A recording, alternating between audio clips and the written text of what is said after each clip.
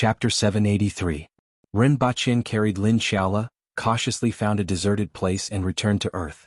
Before he disappeared, he saw a touch of red appear in his line of sight. Rinpoche finally left with a cheerful smile. He had finally escaped from that guy again. He didn't know why traveling between the two worlds had attracted the Bichi so much. It had been circling around him for so long. Moreover, it appeared every time. This made Rinpoche wonder if it could predict the future. Or perhaps it was some kind of beast intuition. One had to know that he could only travel within 2 to 7 days. It didn't take more than a second. It was really surprising that it would appear every time. Fortunately, it was greatly affected after entering the 60,000 mountains. Rinpoche had about a 50% chance of getting rid of it and a 50% chance of it catching up. After returning to Earth with a happy smile, Rinpoche threw Lin Xiaola to the ground and carefully stared at her pupils. He saw that the touch of green in her pupils was shrinking and collapsing at a speed visible to the naked eye. It was as if there was a black hole in her pupils that sucked in the touch of green. Lin Xiaola's eyes were momentarily confused as they drifted around without any focus. Then her eyes gradually focused on Rinpoche. She wanted to sit up but found that she was tightly tied up. Especially when the rope passed between her legs, the friction made her whole body itch. Pink goosebumps rose all over her body, and her tail swept the ground like a broom. Who tied me up? Why did they tie me up? Lin Xiaola widened her eyes and looked puzzled. You're awake. Rinpoche sat on the bed, looked at her, and asked casually. It seemed like a dream. Lin Xiaola was a little puzzled. What did you dream about? Rinpoche asked with interest. Lin Xiaola recalled for a long time and said, I dreamed of a lot of food. Sure enough? Rinpoche was speechless as he rubbed his chin.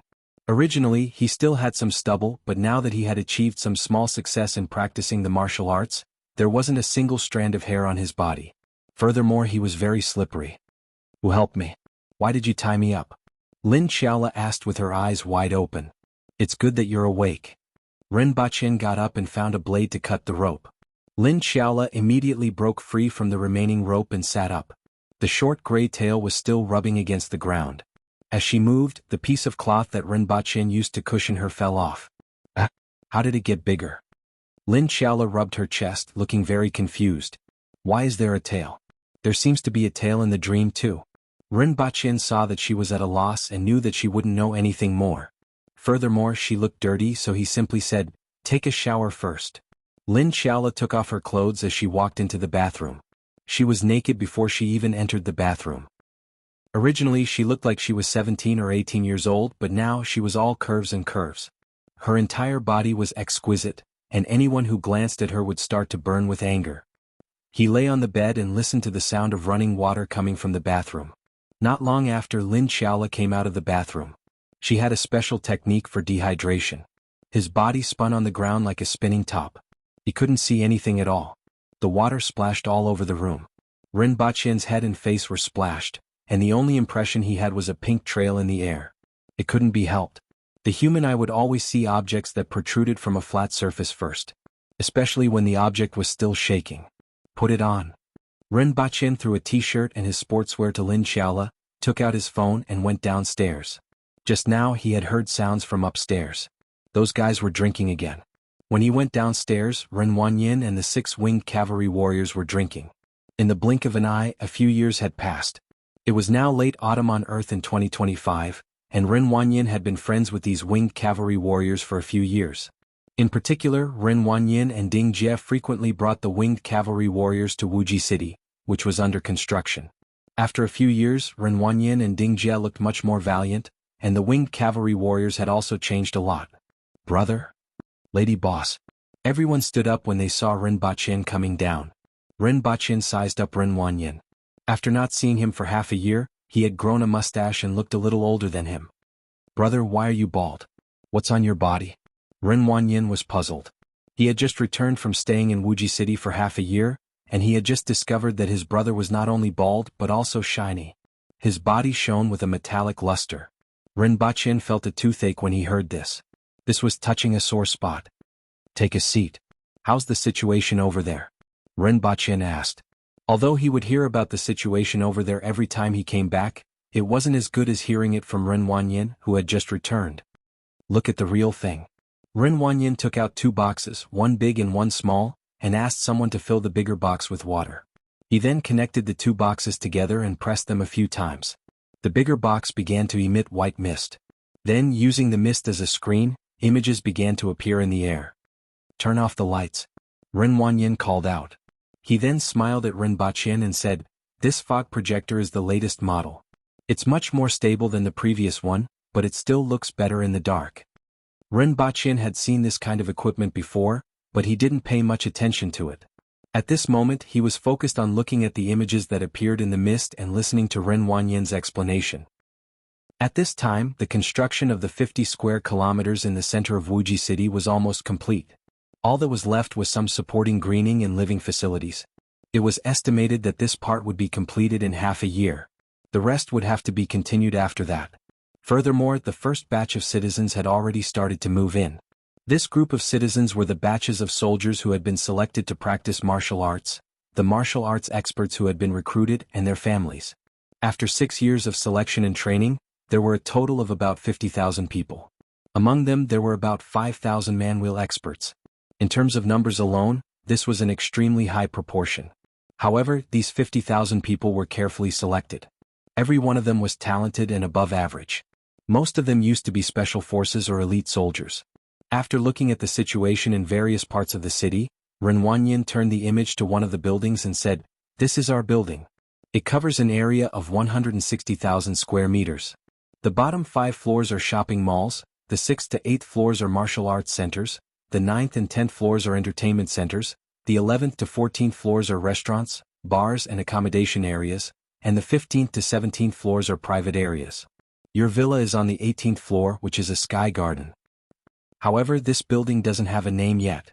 Let's call it Chirin Restaurant," Rinpochen said casually. "Whatever you say." Ren Wanyin wrote down the name and smiled. "Hey, I'm hungry." A lady appeared in the living room and said in a sweet voice. Ren Wanyin turned his head abruptly, and his heart skipped a beat. He saw an extremely delicate lady exuding a seductive and wild aura from head to toe. There was also a hint of innocence between her eyebrows. This lady was talking to Rinpochen. She's simply a demoness. Ren Wanyin suddenly had this thought. This lady might not be the most beautiful in the world, but she exuded a seductive and wild aura. Coupled with the innocence and tenderness between her eyebrows, it was impossible to find a second person in the world who gave off these two feelings at the same time. This woman was truly capable of seducing one's soul. She wasn't much worse than his sister-in-law. More importantly, she was wearing Rinpochen's t-shirt and sportswear, revealing her long legs. This made it hard for people not to fantasize. The 6 winged cavalry warriors looked at the lady and then at Rinpochen. Their expressions changed drastically and they asked, "Who are you?" "None of your business." Lin Xiaola, who wasn't familiar with these winged cavalry warriors, replied sweetly.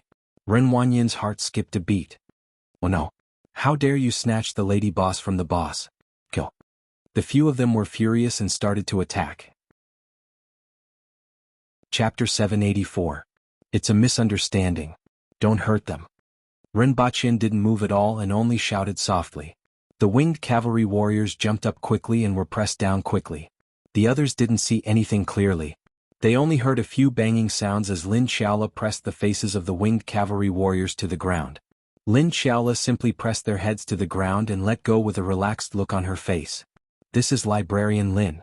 All of you have seen her before," Rinpochen said. The winged cavalry warriors stood up from the ground while covering their noses. They looked at Lin Xiaola in shock and asked, "How did she grow so big in just a few years?" Lin Xiaola had no impression of these winged cavalry warriors because she only knew how to eat and sleep. However, most of them knew her. "Get the cook to prepare some food for her. Make more, I'm a little hungry too," Rinpochen instructed the winged cavalry warriors. Nowadays, these winged cavalry warriors were pretty good at playing with their phones. Although they didn't know how to type, they knew how to play games on their phones. "Sit still for a while." Rinpochen pointed to the sofa beside him. Lin Xiaola sat there quietly and didn't look as fierce as before. In less than 3 minutes, Rinpochen saw her eyelids begin to droop. She curled up on the sofa and fell asleep immediately. Ren Wanyin glanced at the tail that was sticking out from under Lin Xiaola's clothes and couldn't take his eyes off it. Was this woman playing some unspeakable game with his brother upstairs? Why did this tail feel like some kind of stopper? "Continue." Rinpochen gestured to Ren Wanyin to wake him up from his daydreaming. Ren Wanyin then continued to explain to him. Ren Baqian had previously obtained 5 square kilometers of land in Wuji City. Except for 3% of the land which was used to build this building, the rest of the land was used to build a commercial pedestrian street, a large martial arts arena that could accommodate 30,000 people, a small hospital, 8 commercial buildings, and a large residential area. The residential area covered an area of 1 million square meters and had a total of 36-story buildings. Each building had 2 stairs and 4 households, which could accommodate a total of 720 households. The buildings only occupied 17% of the residential area. There was a small martial arts arena in front of each building.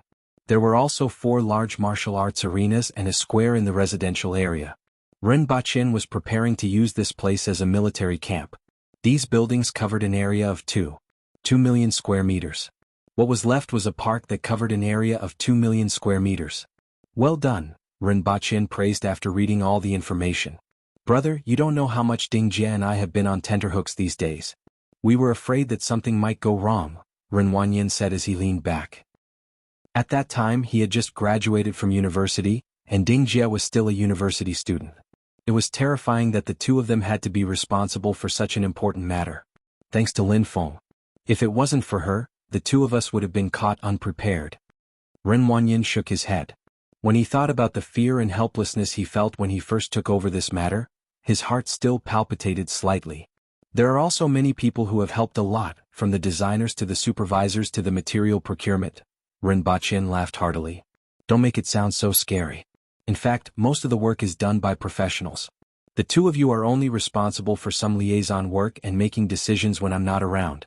That being said, the supervision of such a large area of construction and the flow of tens of billions of dollars was very stressful for these two young people. Even though the two of them had a group of professionals under them and even with the help of the country, other people would have collapsed long ago. Ren Wanyin then placed 5 pieces of paper on the table. Ren Baqian glanced at them and saw that they were the resumes of 5 people. If he remembered correctly, these 5 people were currently recruited in the past few years. Currently, they were in charge of a company in Wuji City under Ren Baqian. What? Is there a problem? These 4 people are corrupt. The least corrupt one among them is 2 million yuan.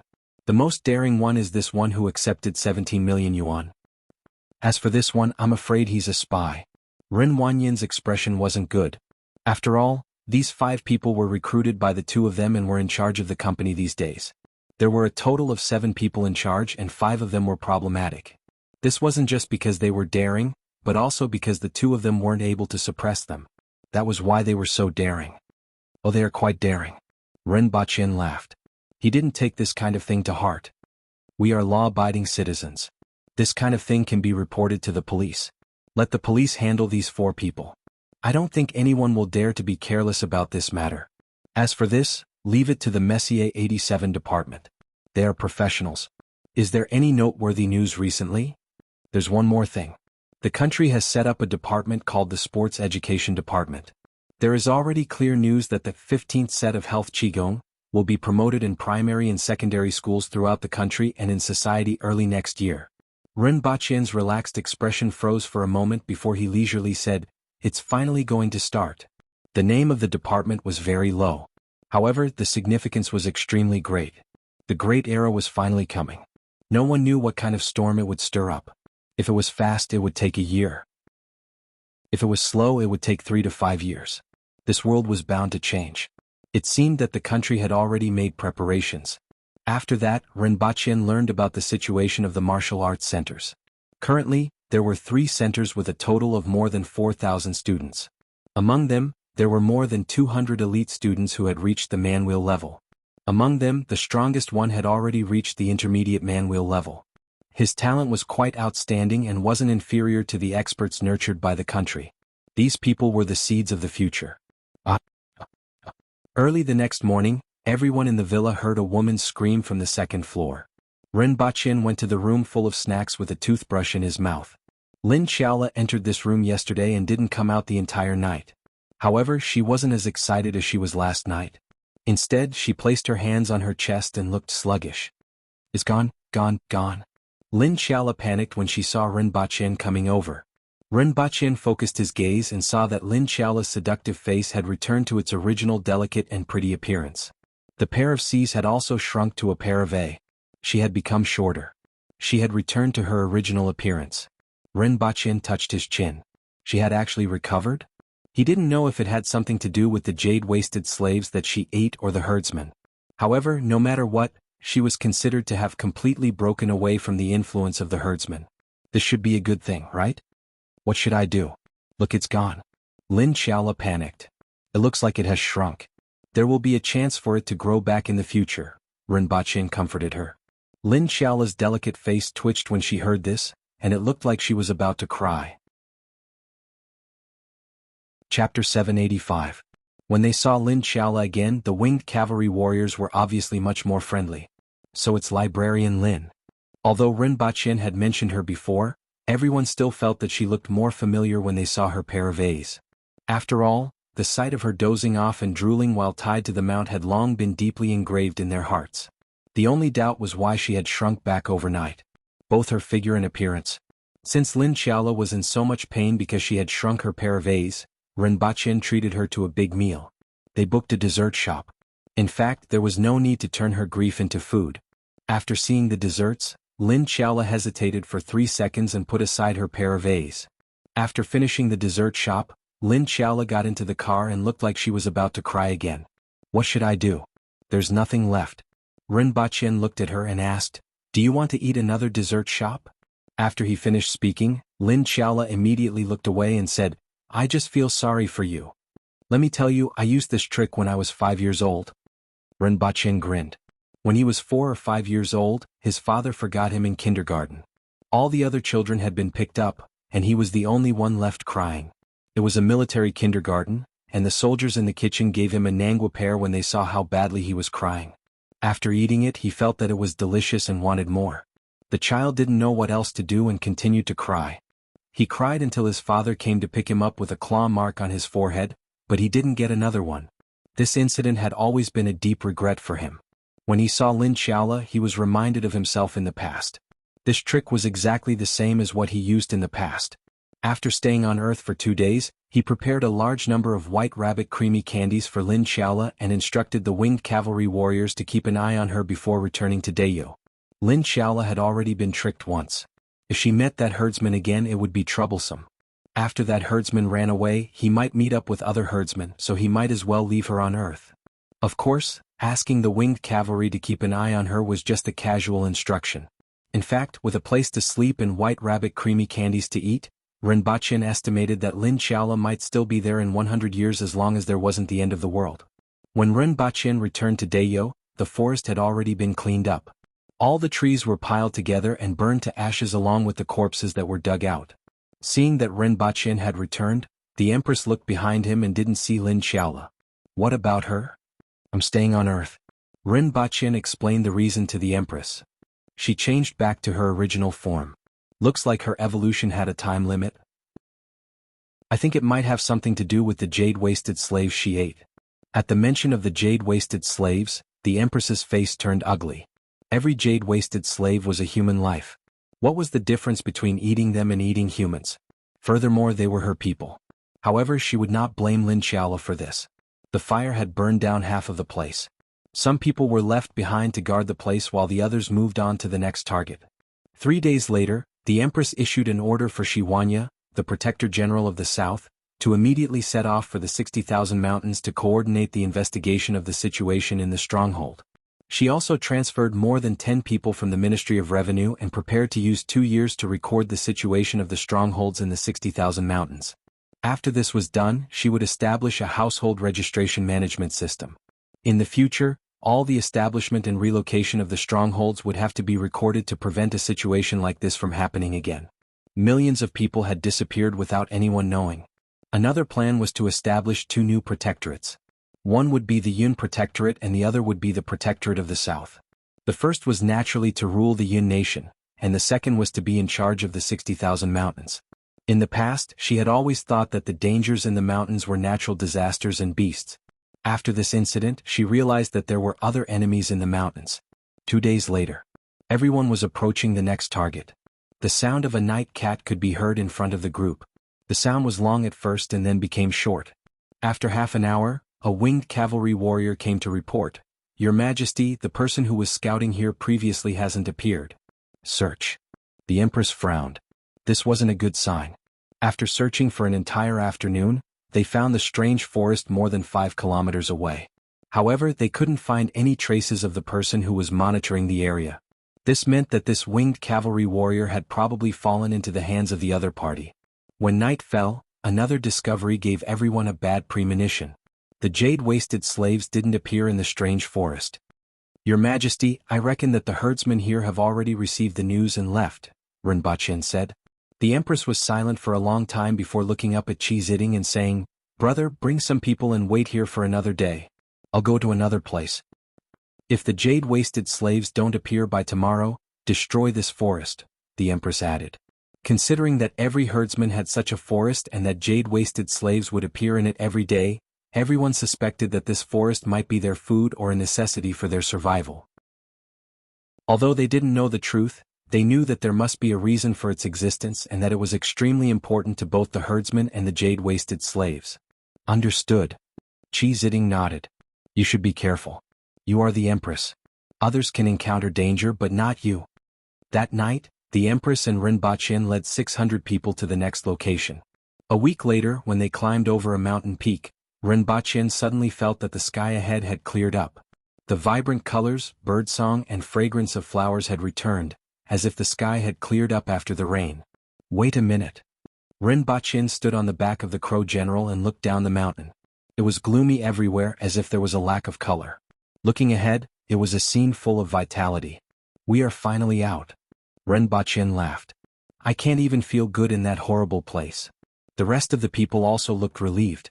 After staying in such a gloomy place for so long, even their hearts were shrouded in a haze. Continue forward, the Empress ordered, and everyone rode their mounts down the mountain. Bang, bang. As soon as they reached the foot of the mountain, they suddenly felt the ground shake. A series of collisions could be heard in the forest ahead, and the trees in the distance began to fall. Be alert, someone in front immediately shouted. As the trees fell, a huge creature rushed out of the forest. It was a 7-meter-tall beast with 3 horns on its head that looked like a rhinoceros. Rinpoche felt that this creature was more like a dinosaur than a rhinoceros. After rushing out of the forest for more than 200 meters, the beast turned around and roared at the forest. Following which, an even bigger creature appeared. A silverback gorilla that was more than 10 meters tall pulled out a tree from the edge of the forest that required 2 people to hug and threw it at the rhinoceros. TSK. King Kong. Rinpoche gasped. He didn't expect to encounter such a battle between beasts as soon as he left the mountain. However, the battle ended very quickly. The 2 dire beasts did not fight to the death when there were people around. The rhinoceros ran away first, and the silverback gorilla did not chase after it. Instead, it roared a few times at the crowd and punched the ground a few times with its water tank-sized fists. Almost every punch created a pit in the ground. After intimidating the rhinoceros, the gorilla returned to the forest.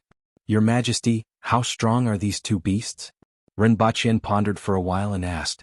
Given the power of the gorilla, he reckoned that his yang boosting technique wouldn't work on it. The Empress wasn't too surprised and replied faintly, roughly equivalent to a beginner Cardinal Heaven expert.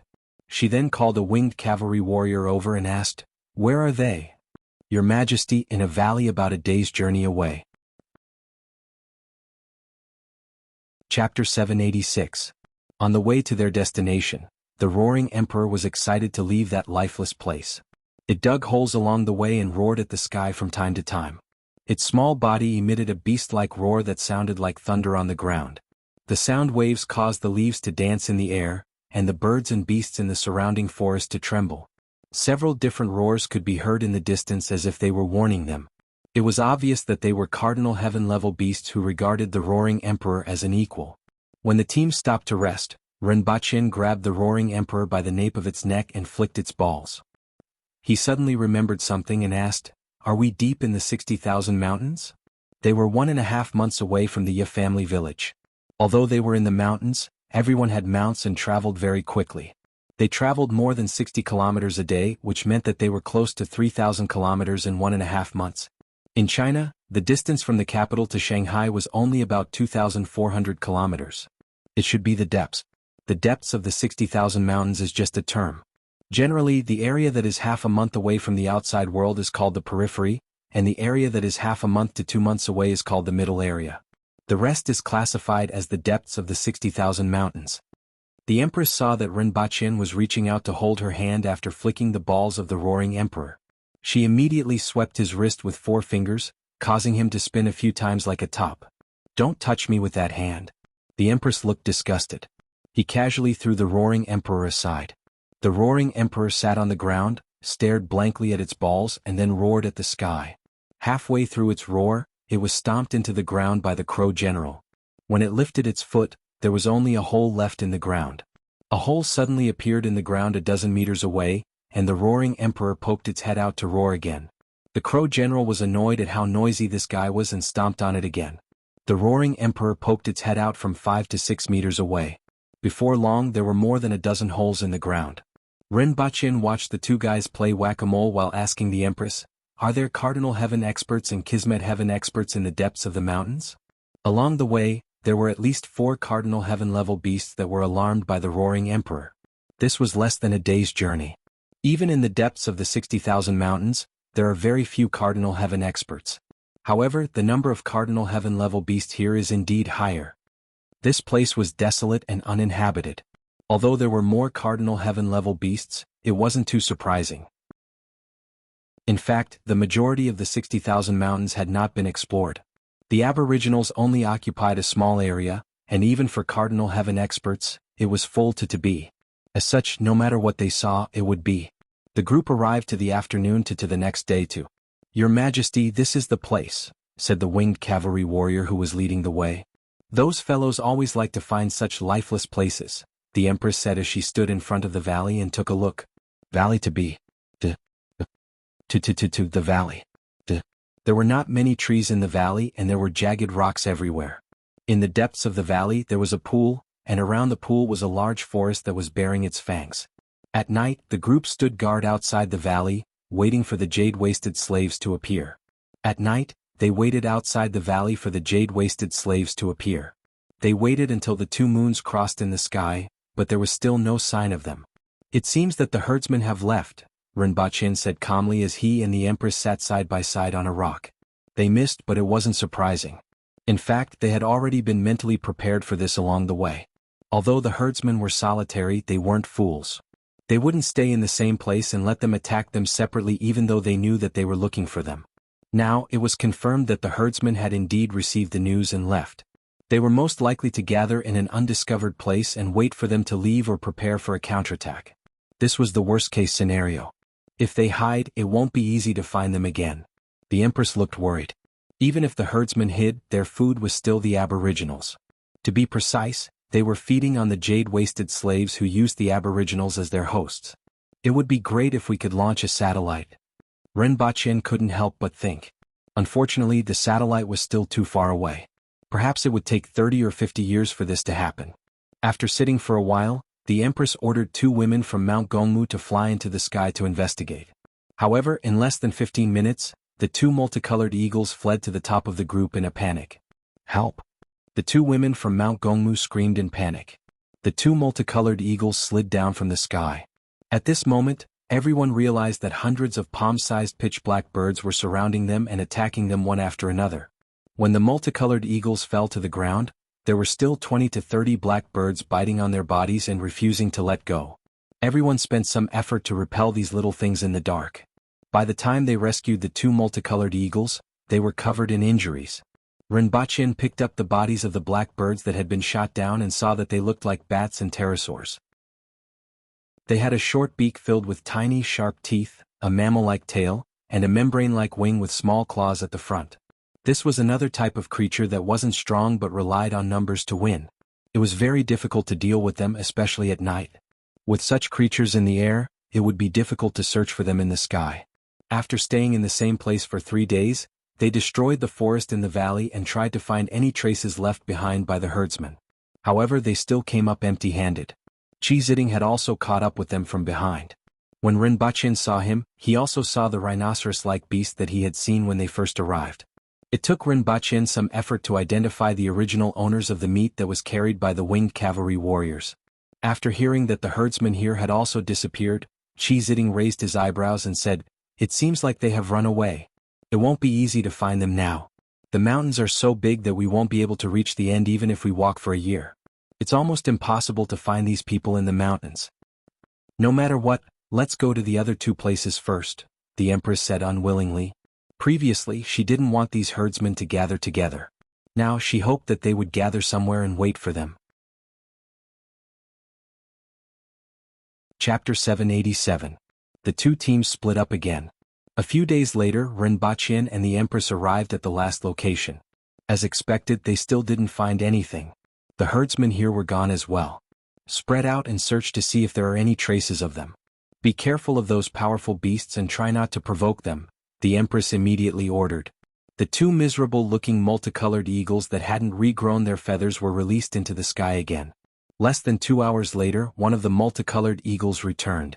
Gong Xing jumped down from the sky and shouted, "Your Majesty, we found a grove of Katsura fruits in the southeast." Rinpoche, who was massaging his legs, immediately jumped up and asked, "A grove of Katsura fruits?" "Yes, at least 100 of them," Gong Xing replied. "Good stuff." Rinpoche clapped his hands together with a look of excitement on his face. Katsura fruits were good stuff. Apart from their taste, their biggest function was to nourish the spirit. On his way to Tianjing Basin last year, he spent a lot of effort but didn't find many Katsura fruits. He didn't expect to find a grove here. Now that he had completed the first step of the yang boosting technique, his focus was on the second volume of the ancient scroll of methods. However, the first step of the recuperation technique was to visualize a space of the 5 elements, which he couldn't advance for several months. No matter how he visualized it, it would eventually collapse and turn into nothingness. Rinpoche always felt that it was because his spirit wasn't strong enough. With each visualization, even though the things he visualized could exist longer than before and he became more familiar with the visualization technique, there was still a long way to go before the visualized things could exist for a long time.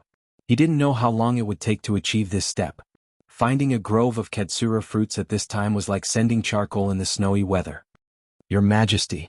Rinpoche turned to the Empress and said, "I'll go take a look." "I'll go too." The Empress glanced at the forest in the distance.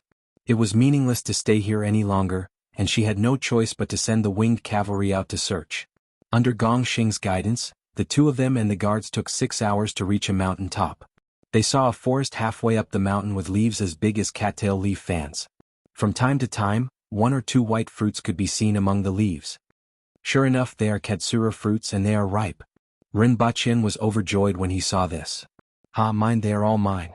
With these Katsura fruits, I should be able to break through the first step." It felt like an ordinary person who had won a 50 million prize. After laughing heartily, he looked at the Empress, held her hand and said, "Your Majesty, these are all yours." "You only remembered now? Don't give me that." The Empress snorted. After being talkative for so many times, she was more or less immune to it. "These things are really beneficial to your cultivation. However, there are still some things in this forest that I need to deal with." After the Empress finished speaking, she took a step forward and exuded an imposing aura. Immediately, a rustling sound could be heard in the forest. Thousands of colorful snakes rose from the trees and flicked their tongues in the direction of the group. No wonder the Katsura fruits in this forest haven't been picked and eaten. Rinpoche was speechless. He had previously discovered snakes, but he didn't realize that there were so many of them. Although the Katsura fruit wasn't considered a treasure, it could be considered a rare treasure. It grew slowly, was rare and was loved by apes. It was said that eating the Katsura fruit had the effect of awakening intelligence. Rinpoche found it a little strange that such a mature forest hadn't been picked. It turned out that a group of snakes and insects were entrenched here. The Empress strode into the forest and slashed her fingers in the air like a sword. The surrounding snakes that surged toward her were cut off, and it was as if there was a rain of blood in the forest. "I'm waiting for you," the Empress suddenly shouted. She stretched her right hand into the air at lightning speed and retreated from the forest in a flash. Rinpoche looked at the Empress's hand and saw that she was pinching a small green snake with 2 fingers. It was as thick as a chopstick and as long as a palm. It was writhing endlessly between her fingers. Suddenly, it opened its mouth and let out a bovine cry. It wasn't soft, but it paled in comparison to the roar of the Empress. "Is this the leader of this group of snakes?" Rinpoche looked carefully at the small snake and saw that there were 2 small horns protruding from its head. He was shocked and asked, "Is this a dragon?" The Empress took a closer look and said, It has the bloodline of a dragon. However, it's not as good as the one in Great Xia's palace. The bloodline is very thin. That's still a good thing. Rinpoche looked at the small snake between the Empress's fingers and clicked his tongue in wonder. He wanted to see what the dragon in Great Xia's palace looked like if he had the chance. He didn't know if he could use the activated charcoal mask to exchange for that dragon. If it couldn't, he would throw another 100 stink bombs. Rinpoche suddenly felt that this was a good idea. It's nothing. Refining this snake will at most produce a drop of impure dragon blood. However, the heart and gallbladder of this snake are somewhat useful. The Empress slid her left hand across the body of the snake, and two bean-sized objects appeared between her fingers. She stuffed them directly into Rinpoche's mouth. Rinpoche's eyes widened. He then licked the Empress's finger that was in his mouth. The Empress retracted her hand as if she had been electrocuted and glared at him. Gong Xing, who was at the side, looked at the Empress with envy. The heart and gallbladder of the snake were too small, and Rinpoche couldn't even feel if he swallowed them. However, a warm current quickly rose from his stomach and spread throughout his body. The two bean-sized objects transformed into a large amount of essence blood that flowed into Rinpoche's body. His whole body turned red, and his head began to emit hot steam. Rinpoche immediately sat on the ground and tried his best to transform the essence blood into essence qi that circulated in his internal organs. After 2 hours, Rinpoche finally finished. The amount of essence qi in his body had increased by 20%, which was considered a great benefit. When he opened his eyes, the Empress had already cleaned up the snakes in the forest and was sitting at the side in a daze. "Your Majesty." Rinpoche heaved a sigh of relief. He was suddenly stuffed with a snake's gallbladder and heart, and then tossed around for a long time. This made him a little tired. The Empress glanced at the forest and said, "Well, it's all cleaned up. The forest is all yours." "Half of it." Rinpoche smiled cheekily. "This thing is useless to me." The Empress waved her hand. "It doesn't need to be useful as long as it tastes good." Rinpoche laughed, jumped onto a tree and picked 4 katsura fruits. He threw 2 to Yu Xing, wiped the other 2 on his body and handed them to the Empress. "This fruit tastes pretty good." The Empress glanced at him and said, "Your body is much dirtier than the fruits. You might as well not wipe them." Rinpoche didn't know whether to laugh or cry. "Your Majesty, can we have a chat?" "Umph." The Empress snorted twice before opening her mouth and biting off a piece of flesh. One day later, Rinpoche began to worry. He could only eat 4 katsura fruits a day before feeling his sea of knowledge swell to its limit. There were more than 110 trees in the forest, and there were 4 fruits on each tree. How long would it take for him to eat all of them? 10 days later, Chi Zitting and another group of people received the news and came to meet up. Now that all the herdsmen had disappeared, it was meaningless for the Empress to run around. Everyone discussed for a while and decided to simply stay in the forest with Rinpoche for a period of time. After Rinpoche had grasped the basics of the recuperation technique, the Empress and Rinpoche would return to Lan City. On the other hand, Xiwanya would coordinate all the villages in the 60,000 mountains and investigate the situation in the border areas. Chapter 788. After the arrangements were made, the Skull Forest became much quieter. Only the Empress, Rinpoche, and 300 winged cavalry warriors were left as bodyguards. He even got the winged cavalry to chop some wood to build a few houses. He wasn't going to leave until they finished eating all the jackpot fruits here. He would eat 2 katsura fruits every morning and night. The rest of the time he would either cultivate or accompany the Empress. This area could be considered to be full of vitality, and the scenery was beautiful. After living in the valley where the Earth-Een spring was located for 3 months, moving to this place made them feel rather relaxed. At night, Rinpoche and the Empress sat on the roof and looked at the starry sky above their heads. Both of them held hands. Rinpoche really liked holding the Empress's hand. It was very soft and very delicate. The fragrance from the Empress's body wafted into his nose. He was surrounded by a vast wilderness, and he could hear the sounds of vicious beasts in the distance. The feeling of the two of them lying here and looking at the starry sky was much better than when they were in the palace. "Your Majesty, after we finish eating the jackdaw fruit, we should get married when we return, right?" Rinpoche asked. "Yes," the Empress replied softly. She was originally here to visit her mother's grave and accompany Rinpoche to the Earth-Een spring to cultivate. She didn't expect so many things to happen and even delayed the wedding. The next thing to do was to find those herdsmen. This matter would be left to Xiwanya and his elder brother. The most important thing about herders was that they were secretive and hard to find. In terms of strength they weren't that great. The only worry was whether they had other trump cards such as Lu Sheng whom they had met the other day. In any case it was time for her and Rinpoche to go back. Even though there was a radio station now, she couldn't always be away from the imperial court. Rinpoche turned over and looked at the Empress's smooth and clean side profile. Is there going to be a betrothal gift? I don't need anything, the Empress replied casually. He was a little annoyed. Did he have to ask for his permission to give betrothal gifts? As the Emperor, what did he not have? She would accept whatever Rinpoche was willing to give her. Even if it was a little white flower that stood out from the crowd. Rinpoche was surprised and said, I know that Her Majesty doesn't lack anything. But the problem is, isn't it His Majesty's betrothal gift? The Empress widened her eyes and turned her head to look at him. Rinpoche's shamelessness surprised her. Isn't His Majesty going to marry me? This is my first time getting married. Before Rinpoche could finish his sentence, the furious Empress kicked him off the stage. Rinpoche lay on the ground and laughed out loud. The Empress descended from the sky and stepped on his stomach, causing him to sink into the ground.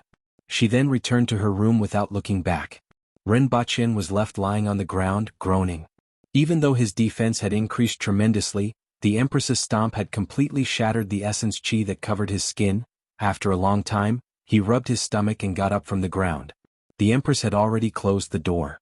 Rinpoche went forward and pushed the door. The Empress had bolted the door from the inside. Your Majesty, let me in. Rinpoche looked resentful. This wooden house was a double suite. Rinpoche lived in the outer room while the Empress lived in the inner room. Now that the Empress had locked the door, he couldn't go back at all. Unless he broke the door, his ending would be even worse. At this time, it was already early 2026 on Earth, 9 o'clock at night. When Rinpoche returned to Earth, he went to the room next door where the snacks were kept, but he didn't see Lin Xiaola. Logically speaking, she would be living a befuddled life here every day. It wasn't easy for her to not be here today. Previously he was afraid that something would happen to the herdsman, so he left Lin Xiaola on Earth. Lin Xiaola was a spirit wheel expert and could be said to be invincible on Earth. If anything went wrong, even a nuclear bomb wouldn't be able to stop her. An ordinary person wouldn't be able to see her figure at all. Fortunately, Lin Xiaola was as peaceful as expected. She only ate and slept, completely treating the room with the snacks as her nest. After changing his clothes and going downstairs, he saw a few winged cavalry warriors watching a romance drama on TV. He saw them sitting there sighing with tears and snot on their faces. They almost hugged each other and cried. Rinpoche was heartbroken. They had fallen. This group of winged cavalry warriors had been on Earth for 5 years, and they had changed a lot. They were watching dramas, playing mobile games and sending voice messages. Rinpoche was considering whether he should let them get married and have children on Earth. However, it wouldn't be easy for them to find a suitable woman to marry given their size. For example, Tong Jingye and the rest would play in the brothels in Lan City, but they usually wouldn't stay overnight. There was no other reason than that they would die. However, he heard that Qinghua Courtyard, one of the 4 major courtyards in Lan City, had a few more female earth wheel practitioners. They were left behind by Zidonglai when he destroyed the sects in the Yun Nation. This made Qinghua Courtyard famous. Tong Jingye and Qin Chuan had fought at the top of the brothel several times. Where's Librarian Lin? Rinpoche looked at the winged cavalry warriors and really wanted to kick them out. Lady boss, can you see if she's on the roof? Librarian Lin recently made a friend. One of the winged cavalry warriors turned to look at Rinpoche with tears in his eyes. The roof? Lin Xiaola made a friend? While Rinpoche was puzzled, he heard a sound from the roof. Without hesitation, Rinpoche went out of the house and jumped onto the roof. He saw Lin Xiaola squatting on the roof in shorts and a singlet. She was looking into the distance and barking. Woof. Lin Xiaola, woof. Hearing this sound, Rinpoche didn't know whose husky it was. Rinpoche was shocked on the spot. This was Lin Xiaola's friend? Making friends with a husky? Other people who came to Earth were degenerates, but Lin Xiaola was the only one who was successful. Hey, he invited me to play. Lin Xiaola looked up at Rinpoche with a pair of eyes that shone with happiness on her delicate face. Rinpoche opened his mouth and didn't know how to react. Although he had been through a lot, this kind of thing still made him feel like he was at a loss. I'm going then. Lin Xiaola said before disappearing into the night without waiting for Rinpoche to reply. How could Rinpoche let her run around by herself? He jumped off the roof and headed in the direction of the sound. There weren't many houses in this area, and the sound just now came from more than 200 meters away, so it was easy to find. It was only one building away from Rinpoche's villa. That building was currently occupied by a few chefs hired by Rinpoche. After all, the winged cavalry warriors had a huge appetite, and they needed a few chefs. The amount of vegetables, fruits, and meat that were sent up the mountain every day was also huge. Outside the target villa, there was a commotion. It seemed like Lin Xiaola had disturbed someone when she went in. Chapter 789. Who are you? If the two bodyguards had guns, they would have pulled them out by now. Unfortunately, they didn't have guns and were wondering if they should take out their ancestral yellow paper talismans. After all, Lin Xiaola's appearance was too scary, as if she had appeared out of thin air. Lin Xiaola ignored them. She squatted in the yard and grabbed the front paws of a husky with a happy look on her face. It was a real husky, not Hao Ren's Lily. "Don't panic," a man shouted toward the courtyard from a window on the second floor of the villa. He then laughed and asked, "Miss, who are you?" Seeing that Lin Xiaola ignored him, the man laughed at himself and said, "It seems like you like it very much? It's called Hudo." "Who's that?" A man in black suddenly looked up and got a shock. He saw a man squatting on the wall with a forehead like a light bulb. They didn't know when he had appeared there. Both of them felt like they had seen a ghost. "Sorry to disturb you. Speaking of which, we are neighbors." Rinpoche smiled, landed lightly in the courtyard, looked up at the man on the second floor and asked, "Don't you think so?" He recognized this man as soon as he saw him. A few years ago he wanted to hire a bodyguard from the martial arts center and invited Rinpoche. In fact, he had invited Rinpoche 3 times in the past few years. Unfortunately, Rinpoche was busy each time. He didn't expect to meet under such circumstances and had to admit that the other party was really impressive. Other people used honey traps, but you used dog traps. Sure enough, one had to open up a new path. Those who could become big shots were not ordinary people. "I didn't expect to meet Mr. Ren under such circumstances. I've been looking forward to meeting you for a long time. Please come in for a chat. Bring Mr. Ren in. Don't make a fuss, he's a distinguished guest." The man on the second floor was surprised to see Rinpoche and then smiled happily. A moment later, Rinpoche sat on the sofa and looked at the man opposite him. He was a fat man in his 50s, wearing glasses and was wearing casual clothes. These weren't important. After all, he was a famous big shot in the country. Sure. Rinpoche had even been cheated by his company's games. The important thing was that there was a plate of braised pork on the table as well as a bowl and chopsticks. Before Rinpoche came, the man was probably preparing to eat. "Try it. I was just about to eat and you came at the right time. The pigs are reared by us and you can't eat them outside. The taste is good and they all like it." San very warmly handed over the chopsticks and plate, making Rinpoche puzzled. "I've never heard of a greeting like treating someone to red braised pork as soon as they met." There was also a pile of imported handmade chocolates on the side. Did he think that he was Lin Xiaola?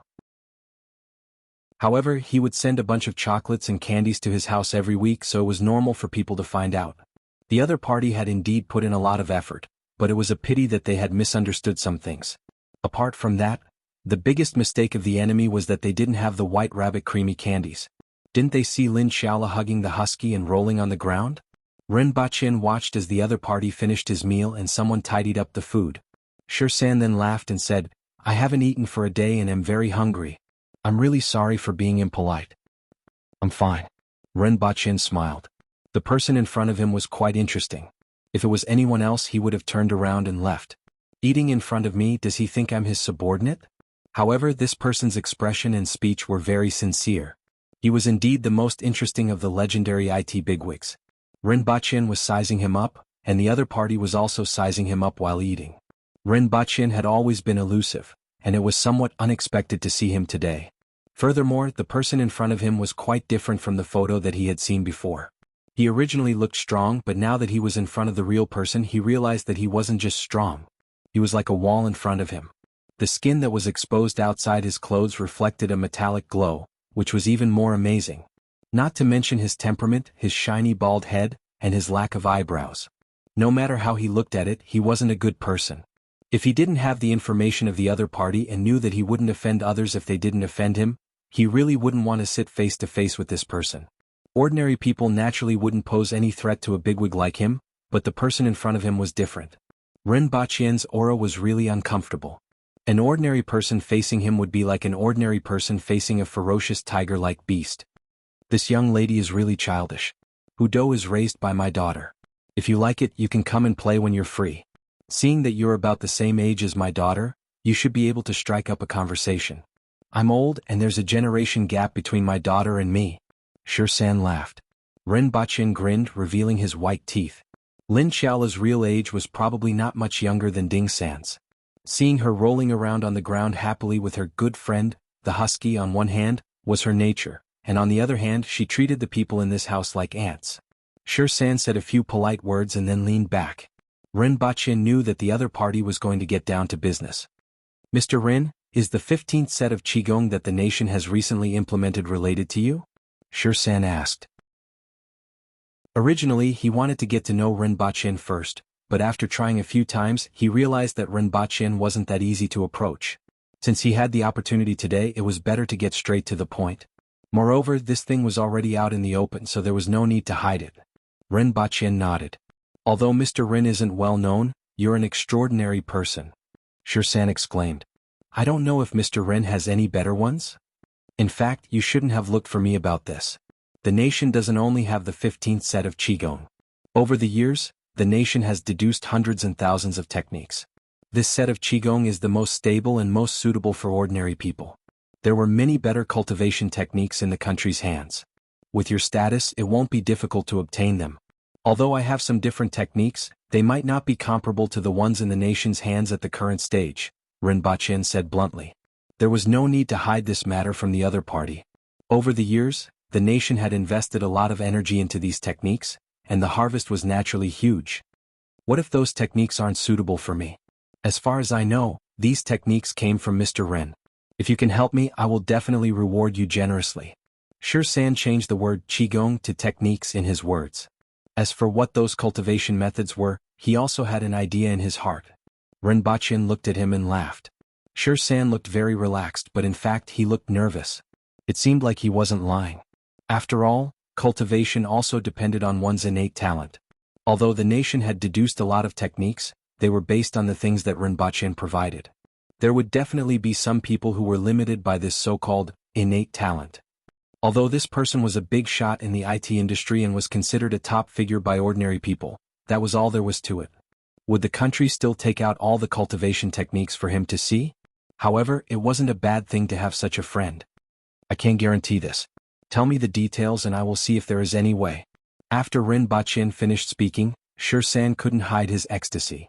In that case, I will have to trouble Mr. Ren. Regardless of whether it succeeds or not, I will definitely reward you generously. Rinpoche nodded slightly. After speaking about this matter, Shirsan let go of his worries and completely relaxed. After the two of them talked for a while, Shirsan brought up the matter of hiring a few bodyguards again. After all, apart from the winged cavalry, the best martial artists were only available in Rinpoche's martial arts centers in the nation. Every wealthy person dreamed of hiring a few experts from Rinpoche's side during this period of impending major changes. 2 days later, Rinpoche walked to the room filled with snacks. Lin Xiaola was lying there sleeping soundly with a pile of candies in her arms. Rinpoche kicked her in the crotch. Lin Xiaola screamed and jumped up. She casually gave Rinpoche 2 claw strikes. However, this time Rinpoche covered his face tightly. Lin Xiaola's claws, which contained 99% of her strength, only left 2 rows of white marks on his arm. Do you want to stay here or go back with me? Rinpoche asked. Now that there were no traces of those herdsmen, Lin Xiaola didn't have to stay here anymore. More importantly, she had been going to Shirsan's place every day to play with her friends. Rinpoche began to worry about leaving her here. In addition to worrying that she would be tricked, he was also worried that she would be on the wanted list when he came back one day. After all, she was a ferocious beast that killed without batting an eyelid. I'm not going back. Lin Xiaola immediately shrank back after hearing Rinpoche's words, and her claws lit up. It seemed like she was so happy with so many candies that she forgot about home. Chapter 790. In a mountain forest, a hamster stood on the ground and stared blankly at the forest in front of it. It opened its mouth and let out a shocking roar. Visible ripples appeared in the air. It was as if the air had turned into liquid. A few winged cavalry warriors in the distance couldn't help but cover their ears. This sound was extremely harmful to the winged cavalry warriors. Fortunately, after suffering a few beatings, the roaring emperor understood that it couldn't roar at the winged cavalry warriors. Following the roar of the roaring emperor, a terrifying sound wave came from the forest in the distance. However, if one listened carefully, they would be able to tell that it wasn't one sound, but a sound wave formed by the combination of dozens of sounds. It was a group of howling monkeys. The Empress and Rinpoche stayed here and wiped out the surrounding beasts for a period of time. A few days ago, a group of howling monkeys moved into the forest from an unknown place. They were creatures that moved slowly but were extremely loud. Although they weren't as loud as the roaring emperor, the sound of a howling monkey could be heard from 15 kilometers away. The combined sound of 20 to 30 howling monkeys was enough to make other creatures retreat. With their arrival, the roaring emperor also met its match. For 3 days in a row, the roaring emperor roared at the group of howling monkeys 5 kilometers away from the forest to see who was louder. Of course, the only result was that the winged cavalry warriors were annoyed. All the birds in the forest were scared away by them. At this time, Rinpoche was sitting under a tree with his eyes closed. In his sea of knowledge, the center of the darkness was divided into 5 areas. Red, yellow, white, green, and blue clouds each occupied an area and slowly flowed in a very small area. After an unknown period of time, the yellow clouds began to shrink inward and condense into a ball. When the yellow clouds dispersed again, there was a lot less of them, and there was a huge yellow stone in the middle of the cloud. Following this, the green clouds began to rotate, and a few grass seeds condensed after a while. Afterward, flames, metal pieces, and water condensed in the corresponding colors of the cloud one after another. At this time, Rinpoche's mind was even more focused, and all his attention was focused on the 5 condensed substances to maintain the stability of their structure. However, 2 hours later, Rinpoche felt a wave of fatigue and his mind went blank. The 5 substances immediately disintegrated into clouds and mist, which then began to dissipate. Rinpoche opened his eyes and rubbed his head. As expected, he had failed. The difficulty of this recuperation technique was much higher than he had imagined. It was so difficult that he was a little surprised. Logically speaking, after cultivating the Rui visualization, one would have a considerable understanding of the 5 substances. Their divine sense would also be tempered to a certain extent. Even if it was difficult to cultivate the recuperation technique, it wouldn't be too difficult. For example, he had already eaten more than 50 kappa fruits, but he still hadn't reached the entry level of the recuperation technique. Moreover, he was still far from it. If he was like this, then how did other people who cultivated this cultivation method do it? Could it be that every person who practiced this technique had a large number of natural treasures at their disposal? Or was the gap between him and his predecessors so big? Rinpoche felt that both possibilities were possible. Although this cultivation technique required a large amount of medicinal herbs to bathe in, it seemed that it could be cultivated as long as one had the resources. It also had a considerable requirement for talent. Of course, with enough resources, the difference in talent could be made up for. For example, the kappa fruits in front of him. If he had such a forest, he should be able to enter the entry level. However, such a forest was also hard to come by. Don't be anxious. This cultivation method should have been lost for a long time. No one has imparted their experience and no one to learn from. You can only rely on yourself step by step. The Empress knew that Rinpoche had failed when she saw his expression. Her voice traveled to Rinpoche's ears from afar. Rinpoche raised his head and smiled at the beautiful Empress in the distance. He nodded his head to show that he wasn't anxious. Although he wasn't anxious, he was a little worried. If this kappa fruit forest couldn't allow him to enter the entry level of the recuperation technique, he didn't know when he would be able to do so. Rinpoche carefully pondered over every detail of his cultivation and felt that something was wrong. The construction wasn't smooth, and this was probably the reason why his progress was so slow. After pondering for a few more days, Rinpoche began to have some clues. The cause of the problem seemed to be the construction of the world in his sea of knowledge. That construction wasn't only about visualizing and condensing an object, but also about visualizing and condensing a world with all 5 elements. For the people of this world, constructing such a world was a very natural thing. In their hearts, heaven and earth were earth, water, fire and wind, metal, wood, water, fire and earth. These were everything in heaven and earth. Therefore, when constructing such a world, they didn't have any doubts at all. As for Rinpoche, this was the problem. In his heart, the world was first the universe, then the planet. To construct a universe with the 5 elements of metal, wood, water, fire and earth, he couldn't do it at all. Therefore it was difficult for him to make any progress. If he couldn't solve this problem, not to mention this Kappa fruit forest, even if this forest was added, he wouldn't be able to take that step. However, if he tried to visualize and condense like the people who practiced this technique in the past, he realized that he couldn't do it either. This was because he had learned about the structure of the universe, galaxies, stars and planets since he was young. Therefore, if he wanted to abandon everything and treat heaven and earth as the whole world, he would first feel that there were obstacles everywhere. Unless he could forget everything he had learned in the past. However, after serious consideration, Rinpoche felt that it was better to let the Empress beat him into amnesia than to forget everything he had learned. Rinpoche seriously considered the possibility of being beaten into amnesia by the Empress and then recovering his memory after he succeeded in his cultivation. He even consulted the Messier 87 department about this matter. However, after hearing that there might be some unpredictable sequelae, Rinpoche decisively gave up on this idea. Rinpoche decided to go big. Visualize a singularity. Then detonate it. Open up a universe in the sea of knowledge. When that time came, there would be an entire universe in his mind. It would be the beginning of heaven and earth, and he would be much stronger than the people who practiced this technique in the past. However, when the Empress heard his idea, her face turned ashen. Do you want to become an idiot?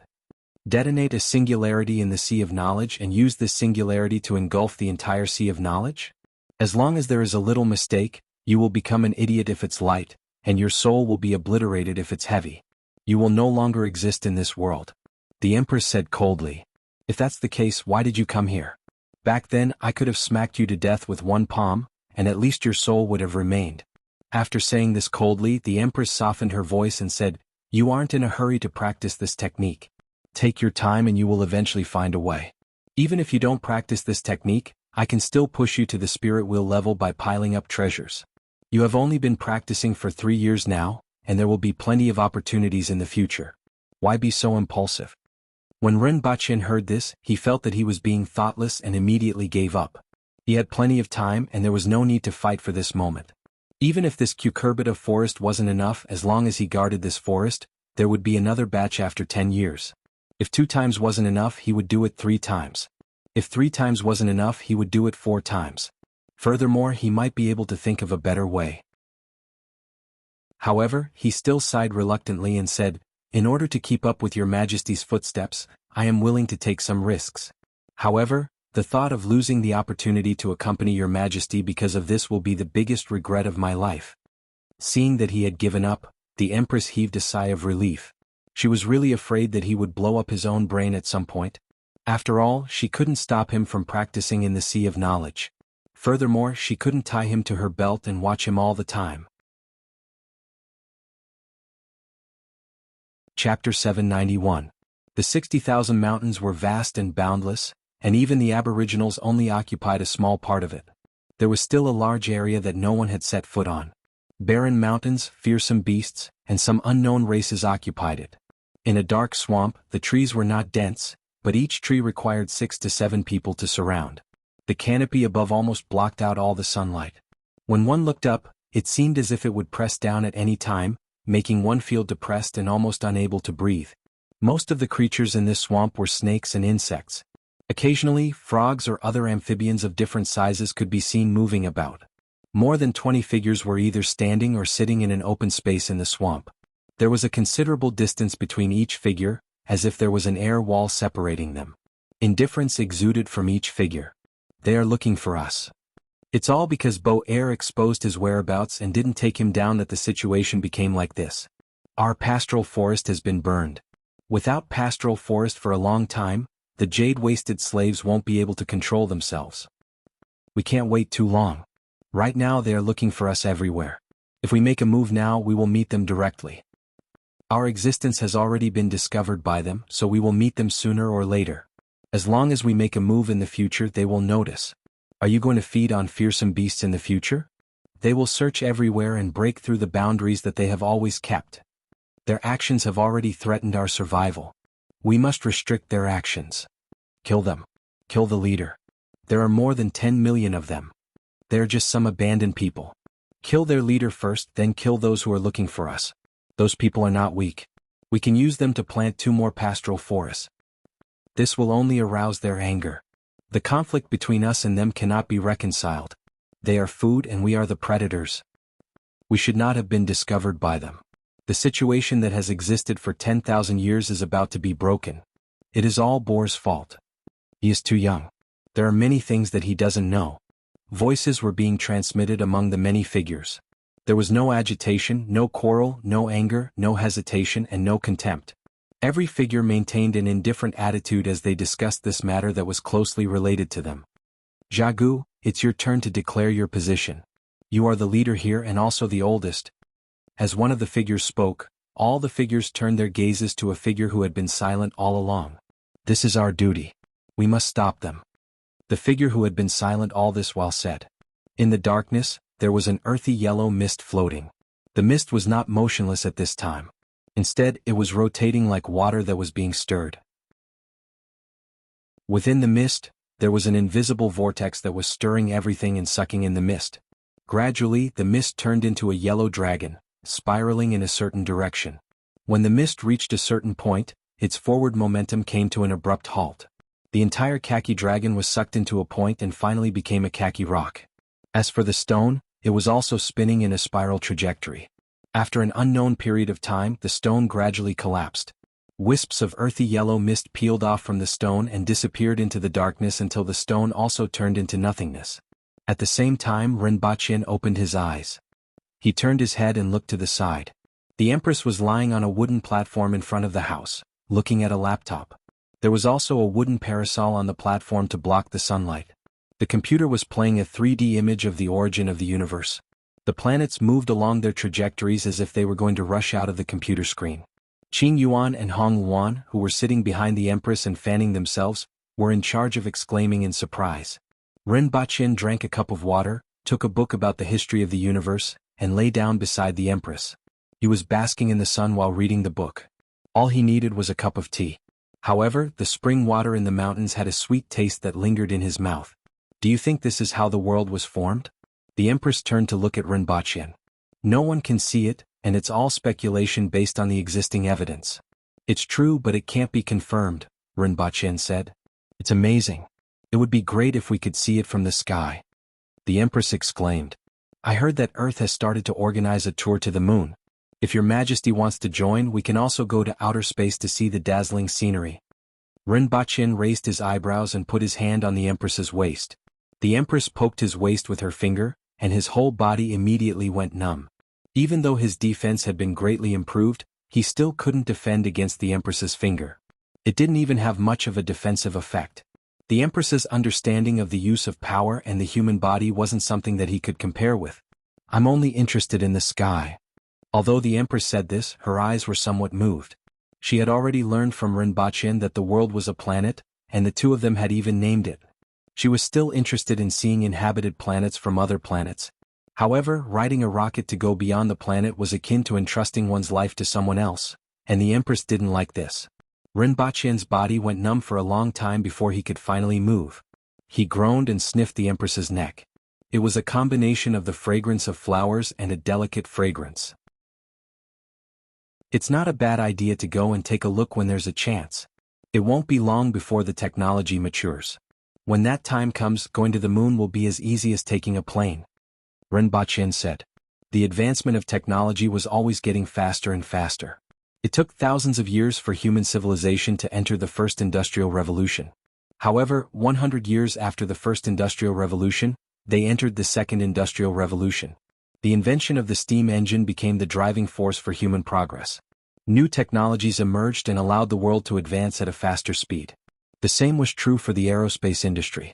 At present, Earth could already send a small number of people to travel to the moon. 2 groups of people had already set foot on the moon and returned successfully. Nowadays, the most hotly debated topic abroad was the colonization of the moon. Many netizens had even drawn up a timetable for colonization. However, the trend in China and abroad was completely different, and the 15th set of qi cultivation was currently the most eye-catching. It was just as Rinpoche thought. After all, even though this set of martial arts had been improved, it still required a lot of food to supplement itself, and it would be easily discovered by others. Furthermore, some talented people could see initial effects in just a few months. It was common for middle school and high school students to increase their strength by more than 50 kilograms within a few months. How could such a situation be overlooked? Chapter 792. Rinpoche and the Empress strolled in a valley. Many lantern-like fist-sized flowers were emitting blue, red, and pink lights. The lights weren't strong, but the countless flowers made it so that there wasn't a single dark corner in the valley. Countless colorful lights shone in the valley, forming an extremely resplendent picture. Your Majesty, this place is so beautiful. Qing Yuan and Hong Yuan followed behind with admiration and happiness written all over their faces. Girls always lacked resistance to such beautiful scenery. This is simply the Valley of Resplendence. Rinpoche exclaimed and took a picture of this scene with his camera. This valley was discovered by the winged cavalry. It was said that this place was strange and beautiful, so Rinpoche and the Empress specially came to tour it at night. He felt as if he had seen the world of Avatar. All kinds of resplendent plants grew in this valley. Many flying insects were flying around in the valley, and small beasts would occasionally pop their heads out of the flowers. Rinpoche saw a lantern flower slowly open and swallow a flying insect that was attracted to it. Although this place was beautiful, it was full of danger for those flying insects. The Empress strolled in the forest with the flowers blooming beside her feet. Her eyes reflected the colorful lights, and her face revealed a look of love. This place shall be called the Valley of Resplendence. The Empress immediately decided on the name for this valley. A lizard that was more than a meter long and had camouflage on its body was not far away from them. It shot out its long tongue and swept away the flying insects that were attracted by the light from the lantern flower. After sizing them up curiously, it fixed its eyes on other targets. If we build a house here and see this scenery every night, it must be extremely beautiful, Rinpoche exclaimed. Even he was moved by the scenery in this valley. Beauty always made people gasp in admiration, and no one could remain indifferent. Sightseeing in the valley was like an adventure in a beautiful painting. There were lantern flowers that were 1 meter tall, and the bushes were decorated with small flowers that emitted white light. There were also trees with countless branches hanging down like willows. If this scene was filmed, it would be a fascinating film. They walked around until midnight before reluctantly turning back. If your Majesty likes it, you can come again tomorrow, Rinpoche said with a smile. This valley was about 4 hours away from the skullcap fruit forest. It was just that the entrance to the valley was narrow and covered by trees, so it had not been discovered. All right. The Water Empress nodded. Hearing that they would come again tomorrow, Qing Yuan and Hong Yuan's faces lit up with happiness. After another day, the Empress and Rinpoche brought Qing Yuan, Hong Yuan, and more than 10 guards to that valley again. However, they had only walked for an hour when they saw an unforgettable scene. Countless green specks of light floated in the air like a layer of light gauze, covering the sky and changing the color of the distant sky. That's... Rinpoche carefully raised his head and looked at the green veil that was moving toward them with a puzzled look on his face. Soon after, Rinpoche realized something. He took out a pair of binoculars from his backpack and looked ahead. His facial expression immediately changed. Your Majesty, it's the jade-waisted slaves. There are at least 100,000 of them and their target is us. Rinpoche didn't believe that the jade-waisted slaves were just passing by. Based on their direction, their target must be them. Qing Yuan, Hong Yuan, and the winged cavalry warriors' facial expressions changed drastically upon hearing Rinpoche's words. Let's go back, the Empress said coldly, emitting a chill. Everyone turned their mounts around and hurriedly rushed toward the Katsura fruit forest. Your Majesty, we can't handle so many jade-waisted slaves no matter what. Furthermore, they are faster than us. We can't outrun their pursuit. Rinpoche shouted at the Empress as he felt the strong wind coming toward them. We just have to hold on until daytime. The Empress replied. They still have herdsmen and maybe even that expert like Lu Sheng. We have to find a place to hide and guard a passage in order to hold on until daytime. Rinpoche shouted. Your mount is fast. Go back and get them ready to evacuate, the Empress said. In fact, Qi Shui wasn't slow either, but the Empress naturally wouldn't leave the others behind under such circumstances. Your Majesty, be careful. Rinpoche knew that the situation was urgent and didn't dawdle. He shouted at the Empress and rode the Crow General back the way they came. Not far in front of the Katsura fruit forest, a row of wooden houses had been built. There were a few bonfires there. Other than the winged cavalry warriors who were on night watch, everyone else was sitting around the bonfires. Wooden cylinders were passed around in their hands, and everyone took a few puffs with an intoxicated look on their faces. Scorpion tubes. These aboriginals were really inhaling scorpions. In addition to the aroma of roasting scorpions, the scorpion tubes also emitted a gas that stimulated the brain after the scorpion's venom was roasted. The more venomous these scorpions were, the better. Even the winged cavalry warriors would feel their bodies become light after taking a few puffs. This was a very common form of entertainment for the aboriginals. Rinpoche didn't pay much attention to it after asking if it was addictive and wouldn't cause any problems. Sometimes he would also take a few puffs. At this moment, Rinpoche rushed back and saw everyone engaging in this popular leisure activity. He let out a long whistle from afar. Everyone shuddered and got up from the ground to look into the darkness. "Everyone, get ready to evacuate immediately," Rinpoche shouted. Everyone's expression changed drastically. This was a group of 300 winged cavalry warriors with the Empress in charge, yet they actually had to evacuate immediately? What kind of danger was this? "Sir Rin, where's Her Majesty?" someone immediately shouted. "Her Majesty is behind us and is rushing over. I came back to inform you first. Leave everything behind and bring the mounts over. Everyone, get ready and evacuate once Her Majesty returns." Following Rinpoche's words, everyone became chaotic, picked up their weapons and ran to bring their mounts. Who knows if there are any caves nearby? It's best if they can only accommodate 1 or 2 people and can accommodate everyone inside. Rinpoche added. "Sir Rin, there are 2 caves. They were discovered by our brothers when they were looking for food." Someone immediately shouted. "Location? Distance?" "One is half an hour to the west, and the other is half an hour to the northeast. The space in the northeast is bigger and has a mountain spring, but the entrance is also wider." "How wide?" 3 people can enter and exit at a height of 4 meters. "It's the cave in the northeast. Lead the way later. Bring all the boxes of insecticide." Rinpoche instructed everyone to get busy. "Sir Rin, what's going on?" someone asked after getting ready. "Those herdsmen are coming back with more than 100,000 jade-wasted slaves," Rinpoche said with an ugly expression. Everyone's faces turned ugly when they heard this. They could reluctantly cope with 10,000 jade-wasted slaves. Coupled with Rinpoche's insecticide, 20,000 jade-wasted slaves could barely resist. However, they couldn't resist more than 100,000 jade-wasted slaves. When their numbers reached a certain level, there would be a qualitative change. No matter what stood in their way, they would be swept away.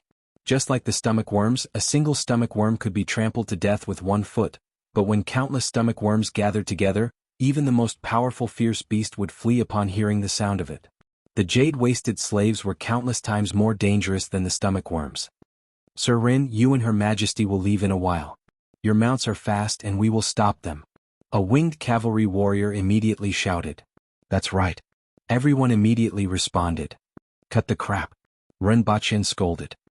He and Her Majesty could indeed escape, but how could the Empress do such a thing? If she could, she wouldn't be the Empress.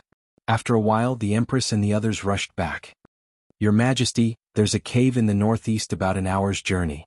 It can accommodate everyone," Rinpoche shouted. "Your Majesty, we will stop them. You and Sir Rin go first." "I'm the Empress," the Empress said coldly. "Everyone listen to my orders. Set off in the northeast." The chaotic sound of hooves could be heard as the Empress led 300 winged cavalry warriors toward the northeast like a torrent. "If anything goes wrong, leave first and stay on Earth for 7 days before coming back. These guys can't do anything to me." The Empress's words reached Rinpoche's ears along the way. Rinpoche immediately laughed and raised his voice. "I will naturally advance and retreat with Your Majesty. Without Your Majesty by my side, this world will just be a boring one for me, and the future days will become my torture." The Empress glanced at him and didn't say anything else. Chapter 793. Rinpoche sat on the Crow General's back and felt the oncoming wind. From time to time, he would turn his head to look at the green clouds that were getting closer and closer. Based on their current speed, they would catch up in another 15 minutes. "How much farther?" Rinpoche shouted against the wind. "On the mountain wall in front." The winged cavalry warrior leading the way was riding a jumping goat. In fact, the ones accompanying the Empress here were the earliest winged cavalry warriors, and their mounts were all jumping goats. Rinpoche looked ahead and could only see a vague silhouette in the darkness. He couldn't tell the distance at all. However, he knew one thing. a horse running from a mountain that's so far away. This was especially true when they were being chased. Suddenly, a cry of alarm came from behind. A jumping goat suddenly stepped on a crack in a rock and fell. The winged cavalry warrior spun a few times in the air and tried to adjust his body before landing on the ground. Another rider on the jumping goat reached out to grab the winged cavalry warrior's wrist and pulled him behind him. However, with one more rider, the jumping goat immediately slowed down. Upon seeing this, the winged cavalry warrior who had landed earlier jumped back onto the ground and ran wildly on his two legs. Even with the strength of a winged cavalry warrior, he didn't fall behind in a short period of time and followed closely behind the group. "Throw me your baggage," another person shouted at him. The winged cavalry warrior threw all the baggage and weapons he was carrying to the other party. This way he didn't slow down at all. However, because they were running so fast in the dark and there were so many rocks in the nearby mountains, more than a dozen people quickly fell behind due to injuries or other reasons. Some of them were injured by the cracks in the rocks after being thrown off their mounts or were injured when they fell. Normally, these minor injuries wouldn't matter, but at this time, the jade-waisted slaves were following closely behind. "Don't bother about us. Your Majesty, brothers, let us stop them for a while." More than a dozen people simply stopped running and gathered together. They calmly pulled out their sabers and turned to look at the green clouds in the sky. The others turned to look behind them and saw more than a dozen figures wielding sabers in the darkness as well as the emerald green clouds that were rushing toward them. The anger in their eyes could practically ignite a flame. In the blink of an eye, a portion of the green clouds shrouded them, and they let out a roar before vanishing into it. The Empress didn't even turn her head. Her face was ashen. Ever since she ascended the throne, she had never suffered such humiliation. "Your Majesty, I will avenge them," Rinpoche shouted worriedly at the Empress. A quarter of an hour later, the green cloud had almost touched the tail of the group. When everyone turned their heads, they could already see the densely packed jade-waisted slaves. Their twisted faces were filled with bloodlust and madness. The indistinct sound of the flute was like maggots in the bones, entangling everyone. Everyone finally arrived in front of a mountain wall. There was a cave about 7 or 8 meters above the ground, and there were some vines hanging from the cave entrance. "Your Majesty, it's right in front," the winged cavalry leader shouted. "Leave the mount behind and enter the cave," the Empress shouted. Even though many of the winged cavalry warriors couldn't bear to do this, they knew that there was no other way. One after another they jumped down from their mounts, sprinted forward, and jumped 7 to 8 meters into the cave. The Empress turned her head and saw that the green cloud had already pounced toward the tail of the group. Her face turned green as she pounced toward the green cloud. "Your Majesty." Upon seeing this scene, many of the winged cavalry warriors stopped, drew their swords and were about to turn back. "All of you enter the cave." The Empress's voice came at the right time. In the blink of an eye, the Empress was surrounded by the green cloud, and a large number of jade-waisted slaves fell like raindrops. "Give me those 2 boxes. The rest of you, enter the cave and don't waste time," Rinpoche shouted.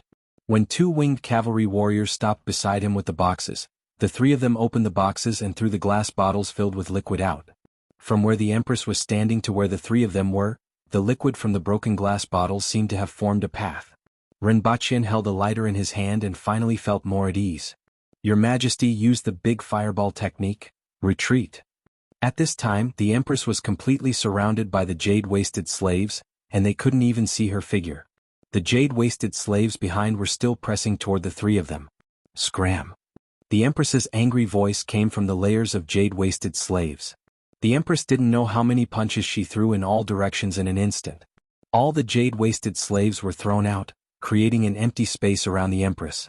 The Empress's figure flashed and retreated in the direction of the 3 of them. However, at this moment, a gap suddenly appeared in the jade-waisted slaves behind the Empress, and a long whip wrapped around her leg. With this sudden change, Rinpoche didn't even have time to shout, "Your Majesty, be careful." The Empress snorted and said, "You're courting death." In an instant, her face was covered with purplish-red veins. She twisted her body and bent over to grab the whip. With a tug, a 12 or 13-year-old child was pulled out from the jade-waisted slaves.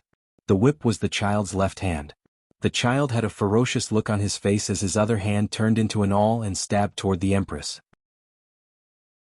The Empress twisted her body slightly and slapped the child with her palm. Thump. Blood rained down from the sky. The entire upper body of the childlike creature turned into a rain of blood, and the only thing left in the Empress's hand was the whip. Seeing this, Rinpoche was finally relieved. Boom. As the flame in Rinpoche's hand was ignited, the sky in front of him suddenly turned into a sea of fire. The jade-wasted slaves that were chasing after the Empress were immediately turned into charcoal. When the flames dissipated, Rinpoche and the Empress entered the cave. The cave was about 3 meters wide and 4 meters high, and everyone crowded here to wait for the Empress. "Your Majesty." Everyone bowed. They then made way for the Empress. The Empress turned her head to look at the jade-wasted slaves that were pouncing toward her. She slapped her palm and immediately set off a gust of wind.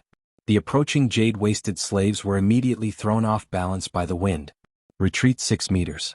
Form groups of 5 and 2 groups. Everyone will take turns to block the enemy." The Empress walked into the cave without looking back. The 2 women from Mount Gongmu in the crowd saw the Empress's imposing manner, and their eyes were almost sparkling. 10 of the winged cavalry immediately blocked the entrance of the cave. 3 of them were in front and the rest were at the back. They took turns to block the enemy and slowly retreated 10 meters before regaining their footing. The rest of the winged cavalry took over in batches, and most of them followed the Empress into the cave. Rinpoche got someone to open one of the remaining 2 boxes, which contained bottles of pesticide. A few bottles were smashed in the cave, and the smell of bitter almonds immediately rushed into everyone's nostrils. The jade-wasted slaves that flew in were slowed down in no time. They swayed in the air and were chopped down by the winged cavalry in front.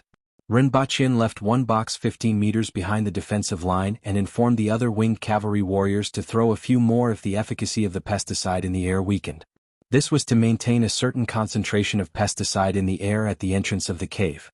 After giving his instructions, he looked up at the entrance of the cave. At this moment, the cave had turned completely dark green. Countless jade-wasted slaves filled the entrance, and more than 10 of them rushed into the cave every second. Under such intensity, this line of defense would be broken in an instant if there was no pesticide. With the pesticide, every 3 winged cavalry warriors could only hold on for 2 minutes at most before they had to retreat and exchange places with the people behind them. Rinpoche made sure that the defensive line was temporarily stable before walking into the cave. After walking for more than 20 meters, he saw a spacious cave that could accommodate more than 1,000 people. The inside of the cave was filled with moss and fungi that emitted a faint blue light, allowing people to have an unobstructed field of vision in the cave. There was a spring in the middle of the cave, and the cold air above the spring turned into a visible mist. Other than the winged cavalry warriors, the only mounts in the cave were Chi Shui, the crow general, and the 2 multicolored eagles. The rest of the jumping goats had been left outside the cave and had probably turned into blood by now. "Go and guard the entrance." Rinpoche patted the crow general's head and pointed to the entrance of the cave. There were also experts among the enemy. For example, that creature that looked like a child just now seemed weak, but actually had the strength of a cardinal heaven expert. If the Empress hadn't unleashed her full strength in an instant, it would have taken a lot of effort for someone else to take it down. Rinpoche looked around and asked the winged cavalry warriors to confirm that there were no other entrances or exits before walking to the side of the Empress, who was standing beside the spring in deep thought. "Your Majesty, these people are blocking the way outside. We can only think of a solution during the day," Rinpoche said. "The winged cavalry warriors have already abandoned their mounts. Even if they retreat during the day, we won't be able to escape from their pursuit. If we are caught in the wilderness, we might as well stay here since we still have the advantage of the terrain," the Empress said faintly. Rinpoche smiled. The current situation made it seem like he and the others were like turtles in a jar. "Aren't you nervous?" The Empress seemed to have noticed the smile on his face and turned her head to ask. Chapter 794. Rinpoche was determined to get his hands on 2 killer weapons when he returned. If he couldn't get it in the country, he would turn hostile and snatch 2 from Hindustan. However, that would be too risky. Even if he managed to snatch it from Hindustani, the yield might not be suitable. They were inside the cave and were less than 10 miles away from the herdsmen. Only the herdsmen were within 2 to 3 miles. If the yield was too high, then it would become mutual destruction. As the 2 of them spoke, the sounds of intense collisions could be heard from the cave entrance. The sounds were especially loud as they reverberated through the belly of the mountain. Soon it reverted to the sounds of killing jade-wasted slaves, along with shouts and curses. The Empress sent someone to investigate and very soon they returned with news. "Your Majesty, the opponent has an expert, but he was repelled by Sir Ren's mount. But 2 of our brothers are dead." "What kind of people? Is it the one with the snake tail?" Rinpoche asked. I heard it's a man with horns on his head. They have really brought out all their assets. Ren Baqin sneered. I'll go and take a look. The Empress walked toward the entrance of the cave. So far, there were already 3 Cardinal Heaven-level experts who had appeared. Previously he had killed one, so there were still 2 left. There could be more in the dark. Under such circumstances, only the Empress could control the situation. You should leave now. Don't worry, they can't come in, the Empress said to Ren Baqin. If they were in the outside world, 300 winged cavalry warriors wouldn't be able to hold out for long against tens of thousands of jade-wasted slaves. However, since there was only one way out of the cave, the much stronger winged cavalry warriors could definitely hold out for a period of time. Your Majesty, I will return as soon as possible. Outside the cave 2 miles away, more than 20 figures stood scattered there, staring at the dark green light that filled the sky, as well as the cave entrance that was surrounded. That cave has no other exit, someone said. Once the hundreds of thousands of jade-wasted slaves landed on the mountain, they would be able to cover every inch of the surrounding 10 miles. Therefore they immediately knew that there was only one entrance to the cave. They're digging their own graves, aren't they? A herder said calmly. One hole is too slow to attack. With them guarding the cave entrance, it was unknown how many jade-wasted slaves would die. We can dig 2 more holes in the mountain, another herdsman said. There's no need to open another tunnel. Their leader was very strong. Just now, that genius of the Green Jiao clan was shattered in a single exchange. If they opened the hole, they could keep the others, but not her. Just like that, he dragged her here and slowly whittled away her strength. They are trapped inside without water or food. When she is tired, she will kill all of them in one fell swoop. 400,000 jade-wasted slaves. They won't be able to escape. Now we'll just have to see how much damage there is. They used a type of poison specifically targeted at jade-wasted slaves, but it didn't do any harm to the others. One of them is an expert in using poison. The Aboriginals aren't good at using poison.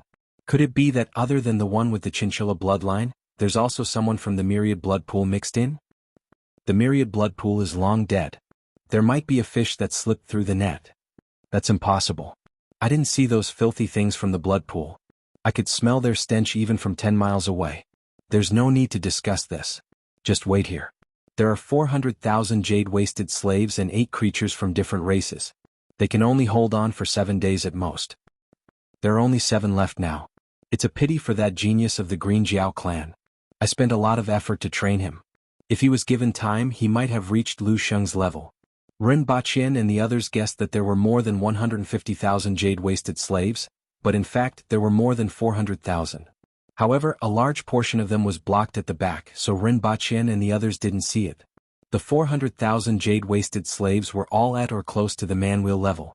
They also had agility and flying talents that ordinary people didn't have. This force could easily destroy a country. When Ren Baqin returned to Earth, he saw Lin Xiaola sleeping soundly on his bed. Even her belly was exposed and she was drooling. There were candy wrappers all over the bed. These days on Earth, Lin Xiaola was no different from a mouse in a granary. At the thought of fighting to the death on the other side, Lin Xiaola was eating, sleeping, and eating here. Ren Baqin wanted to give her a kick on the butt. Then Ren Baqin gave her a kick on the butt. As usual, Lin Xiaola jumped up and gave him 2 paws. However, Ren Baqin, who was already prepared, only had 2 rows of white marks on his arms. Why did you kick me? Lin Xiaola glared at Ren Baqin. Her small canine teeth were grinding, and it looked like she was going to bite him twice. Pack up and follow me out to do something. Ren Baqin looked at the sky. It was only morning. After changing his clothes, Ren Baqin took Lin Xiaola to the Messier 87 department. On the way they could occasionally see flying motorcycles flying across the sky. Today's flying motorcycles couldn't be mentioned in the same breath as they were 10 years ago. Whether it was speed, load capacity, flexibility, or other aspects, they had completely reached the standard of transportation. In foreign countries, this new type of transportation that had emerged in recent years wasn't rare. However, in China, air traffic control had never been relaxed, and flying motorcycles could only be used by the police and some special departments in the city. When they arrived at the Messier 87 department, Ren Baqin wiped his face. His original calm expression disappeared as if he had changed his face. Instead, it was full of solemnity and contained traces of suppressed madness. Looking at himself in the rearview mirror, Ren Baqin was very satisfied. He was a movie king who had been held up. After getting out of the car, Rinpoche walked quickly to the elevator. He deliberately exerted some force with each step, and each step made people feel the ground tremble slightly. Along the way, the staff of the Messier 87 department who saw Rinpoche all moved to the side of the road, completely unaware of what was going on. "I want to see Yang Sen immediately." When Rinpoche was stopped, he said to the guard with a cold face. 5 minutes later, Rinpoche saw Yang Senator. In fact, Yang Sen already knew when he came out of the villa. After so many years, Yang Sen had also aged from his 40s to his 50s. He had dealt with Rinpoche many times, but this was the first time he had seen such an expression on Rinpoche's face. The moment he saw Yang Sen muttered to himself, "What exactly happened? There shouldn't be anyone who provoked him, right? What had happened in the blessed heavenly abode?" The other party's first words confirmed his judgment. Rinpoche sat on the sofa, and the entire sofa sank, making a creaking sound. "I want a nuclear bomb." Yang Sen's heart skipped a beat. He hadn't mentioned this matter for all these years. Why did he bring it up again? "I want a small nuclear bomb. I must have it." Rinpoche enunciated each word clearly. "Look at my expression. I'm not joking. After so many years, you should know that I don't offend people if they don't offend me. Don't worry that my art on earth will explode." Yang Sen's heart skipped a beat again. Rinpoche's expression made him feel that the other party wouldn't back down easily this time. In particular, the trace of madness in his eyes made him wonder if the other party would do anything to him if he were to reject him. "Old friend, I'll definitely help you if I can, but I can't make the decision on this matter. You should also know that nuclear bombs involve too many things." Yang Sen sighed. "Then get someone who can make the decision. I'll give you 10 minutes. Rinpoche said. "I can only contact you. I can't guarantee when the higher-ups will have time," Yang Sen said. "Cooperation requires mutual provision of resources and exchange of resources. I've done enough over the years. As for your feedback, you should be clear that it's dispensable. If you still use words like involving too many things to brush me off when I need it, this isn't the way to cooperate." Rinpoche stared at Yang Sen and exuded the aura of an earth wheel expert.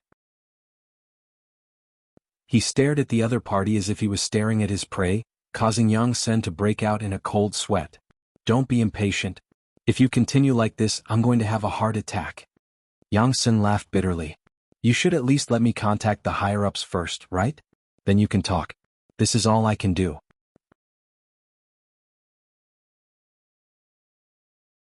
Chapter 795. After 2 hours, Rinpoche finally got a satisfactory result. Things were easier than expected, which put Rinpoche in a good mood. What he didn't know was that his previous reputation wasn't very good. He had killed the Jin family in Shurching. Although he was passive, many people thought that he had gone too far when he killed the entire family. They labeled him as a cold-blooded murderer. In addition to the things that he and the Empress had done while escaping, they had also killed quite a number of people.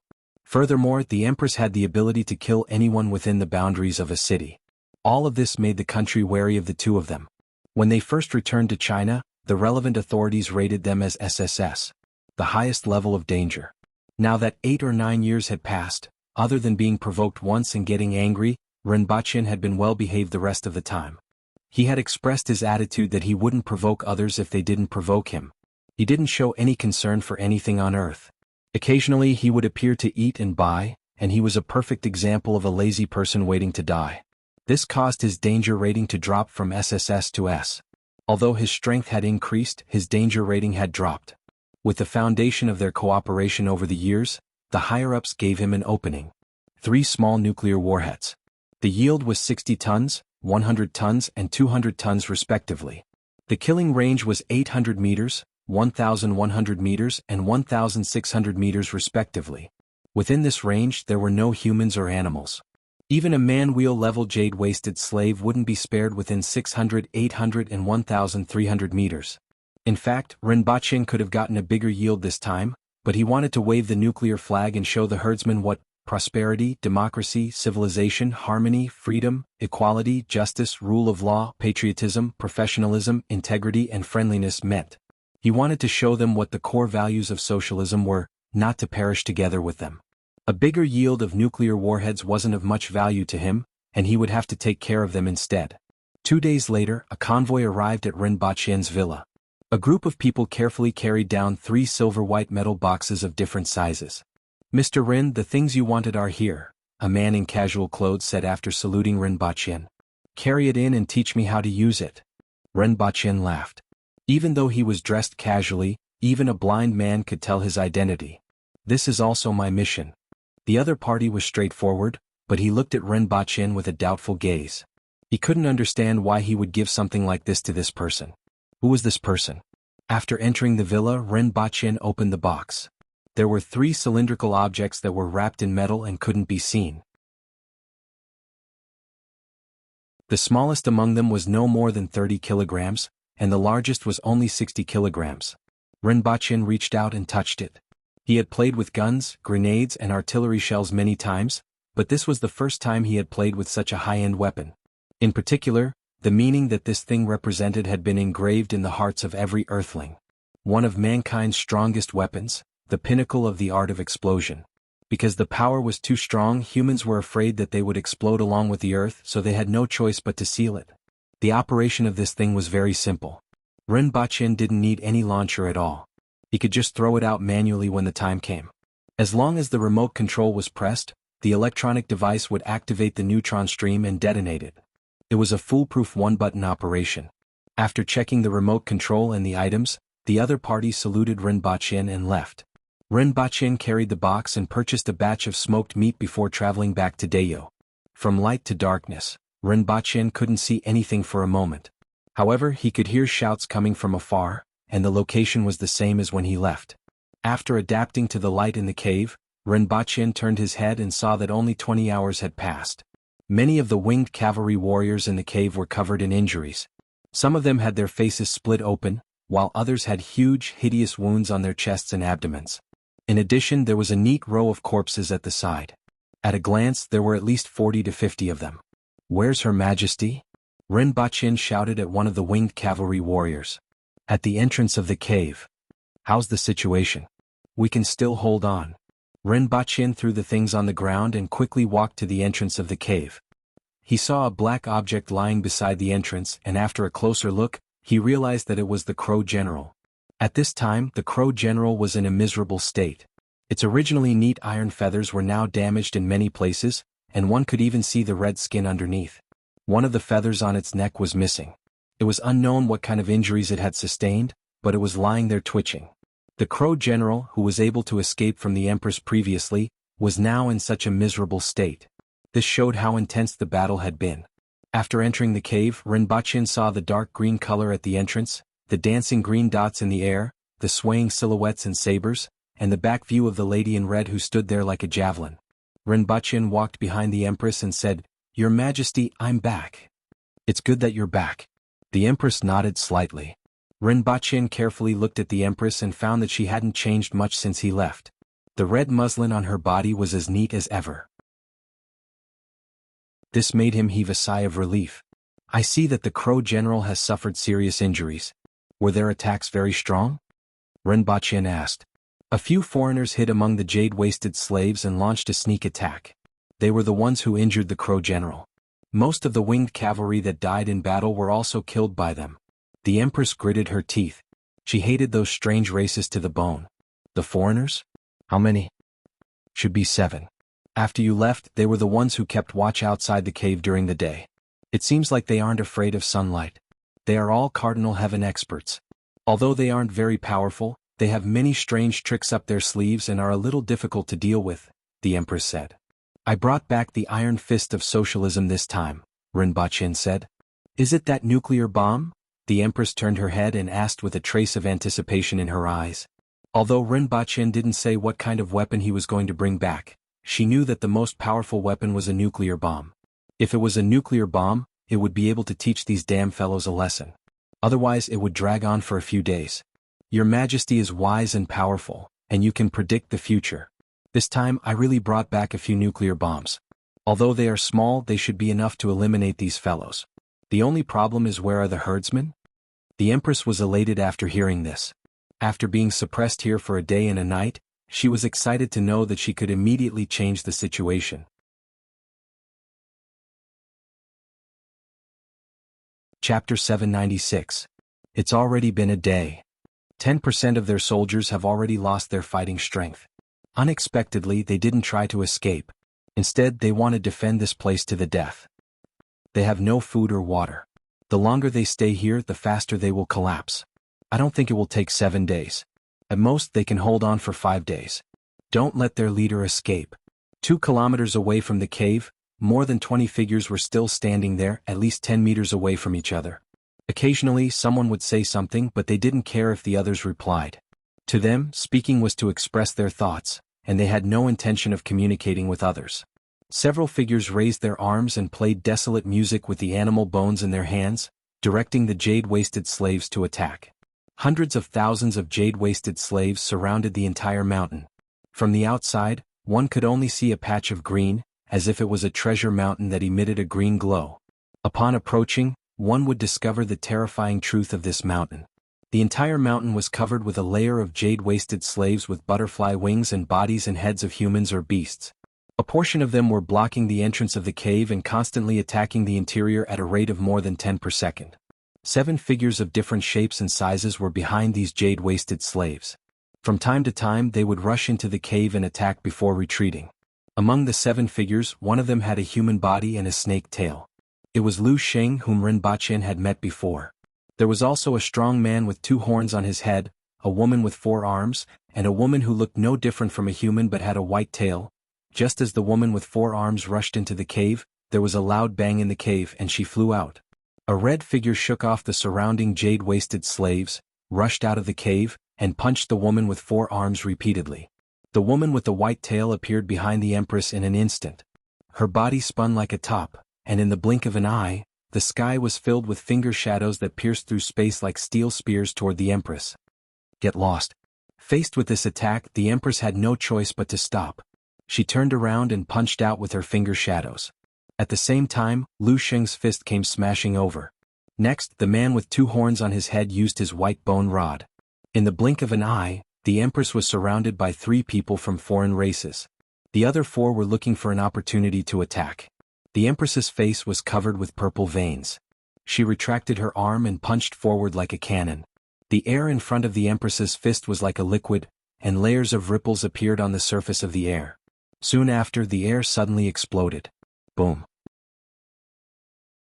Lu Sheng, who was at the side, was sent flying 100 meters by the Empress's punch and crashed into the ground, creating another pit. As for the Empress, she took the blow from the man with 2 horns head-on and flew back into the cave. Your Majesty.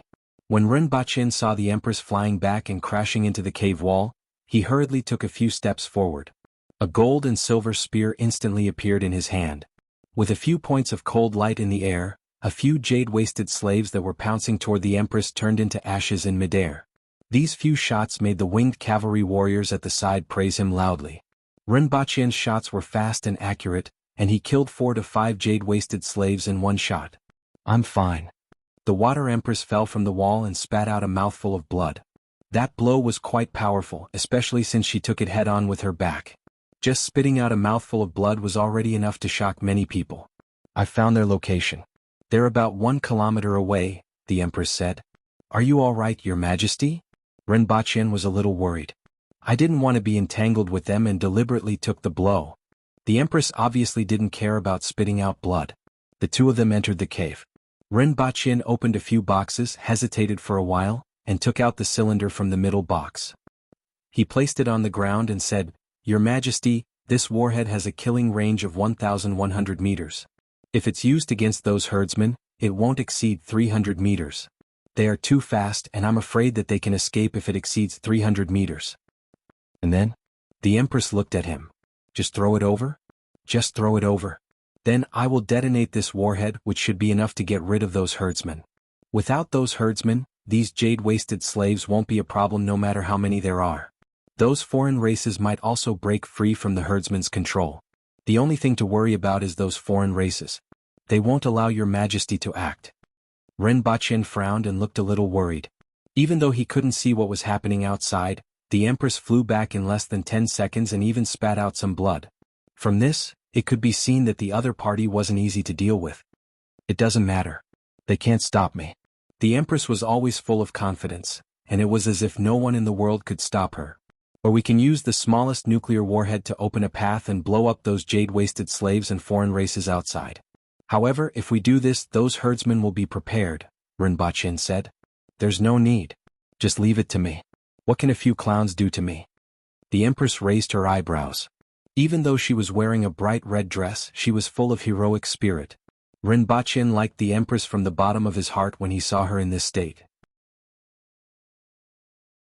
Just throw this within 300 meters of them, right? The Empress lifted the cylinder. It was about half the height of a person, was as thick as a bucket, and had 2 handles on the side. Be careful, Your Majesty. Their leader actually rushed out and was hit by Leiho's rod.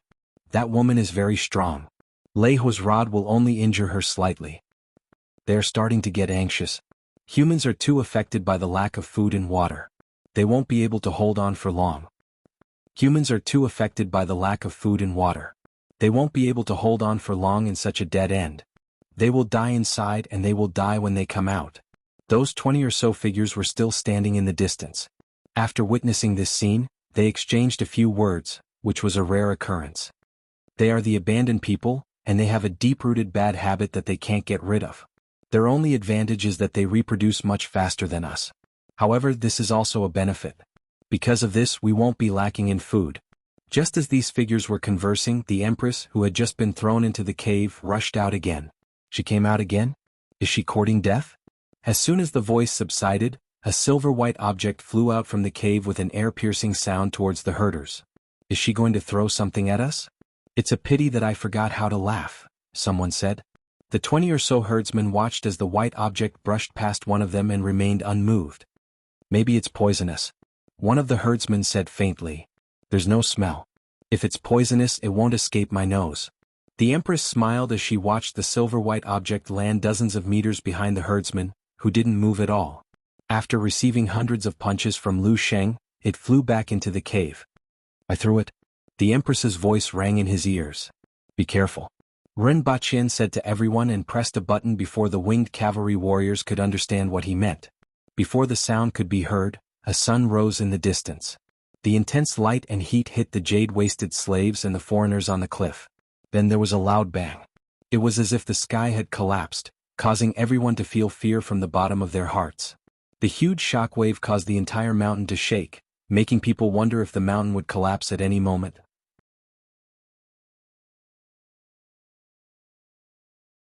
Chapter 797.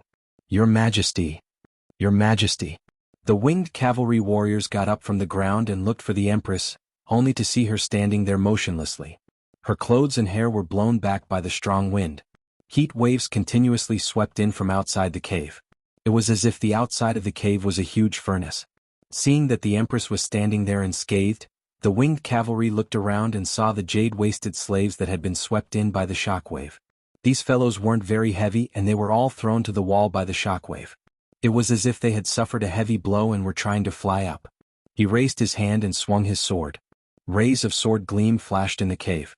The winged cavalry warriors rushed out of the cave to see what was going on. The earth quaked and the mountains swayed just now, making them almost think that the sky was falling and the earth was splitting apart. Your Majesty. Rinpoche walked to the Empress's side. Wait here.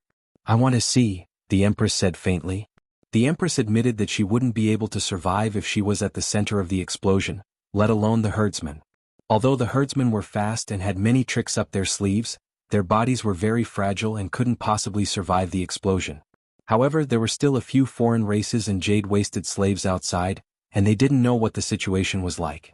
At this moment, a few foreign races were thrown to the mountain wall by the shockwave, and their animal hide clothes were torn to shreds.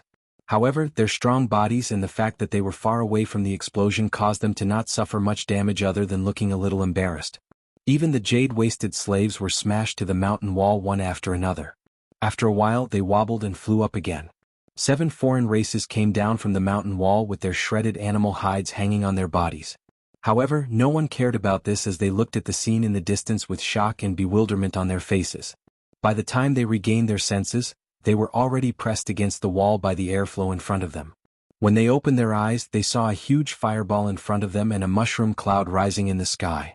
They also saw the high temperature that had been roasting them like they were facing a huge furnace. There was a huge pit in the ground in front of them, and there was a dark red liquid flowing around the pit like lava flowing down a volcano. In the distance, There was a forest that had been blown into a mess, and there were raging flames everywhere. What exactly happened? Was this a natural disaster? Their intuition told them otherwise. If it was a heavenly disaster, it wouldn't be like this. But if it wasn't a natural disaster, what was it? Also, what were those butterflies that were glowing with a dark green light all over the ground? Where was this? After recovering from their shock, the few of them scanned their surroundings. Thunder flame. When the four-armed woman saw the two-horned man, a look of hatred appeared on her face. Babai clan? The burly man clearly couldn't remember who this woman was, but when he saw her 4 arms, he immediately knew who she was. I'll make you pay for what you did to Kerman today. The four-armed woman did not say a word. Her 4 arms were like machine guns as they smashed toward Lei Hua. Seeing this, the others silently distanced themselves. In fact, the 2 of them weren't the only enemies here. However, the others felt that the situation was too strange. Why were they here? Where is this place? What was going on in front? Before these doubts were cleared up, the others did not want to fight to the death here. When the Empress came out of the cave and saw this scene, a sneer appeared on her face. Had he woken up? However, he still hadn't settled the score for killing so many winged cavalry warriors. As for the surrounding jade-wasted slaves, they flew up unsteadily. After losing their command, they floated aimlessly in the air, and some of the closer ones directly pounced toward the few foreigners. After losing control of the herdsmen, the former comrades began to kill each other. The Empress ignored them and looked into the distance. There was a huge pit in a radius of hundreds of meters from the explosion site, and a layer of the ground was blown off even further away. Part of the surrounding forest was directly carbonized while another part was burning in flames. The dark night was dyed red, and it looked like the end of the world. The power of the explosion shocked the Empress. She heard footsteps behind her. It was Rinpoche.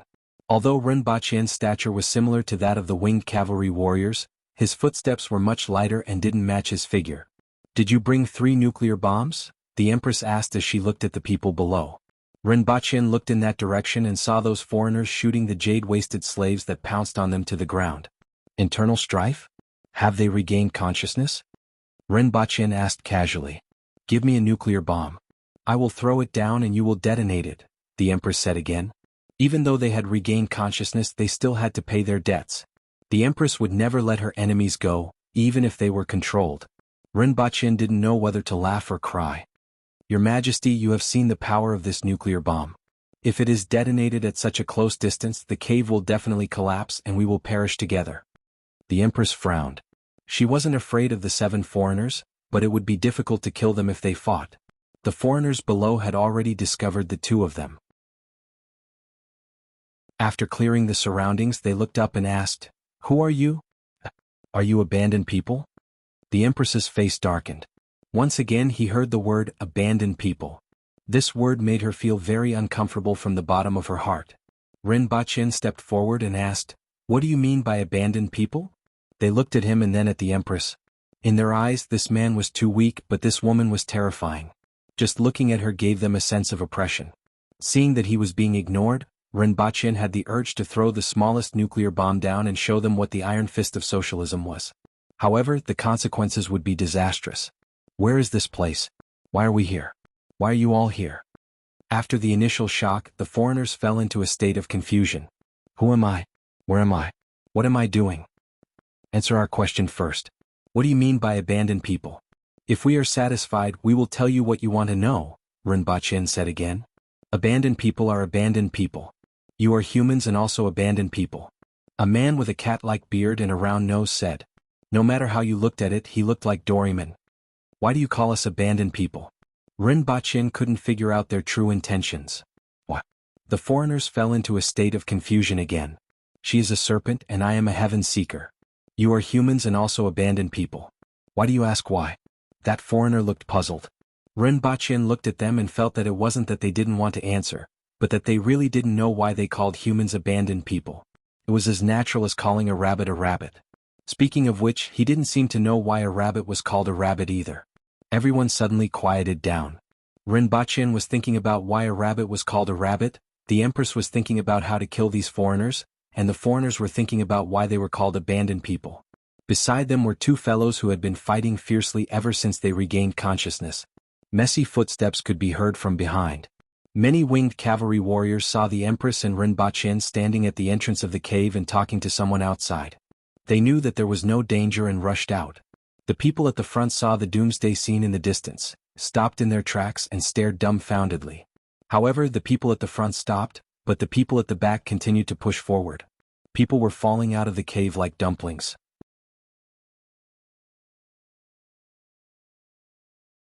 Chapter 798. In the end, the Empress and the foreign races didn't fight.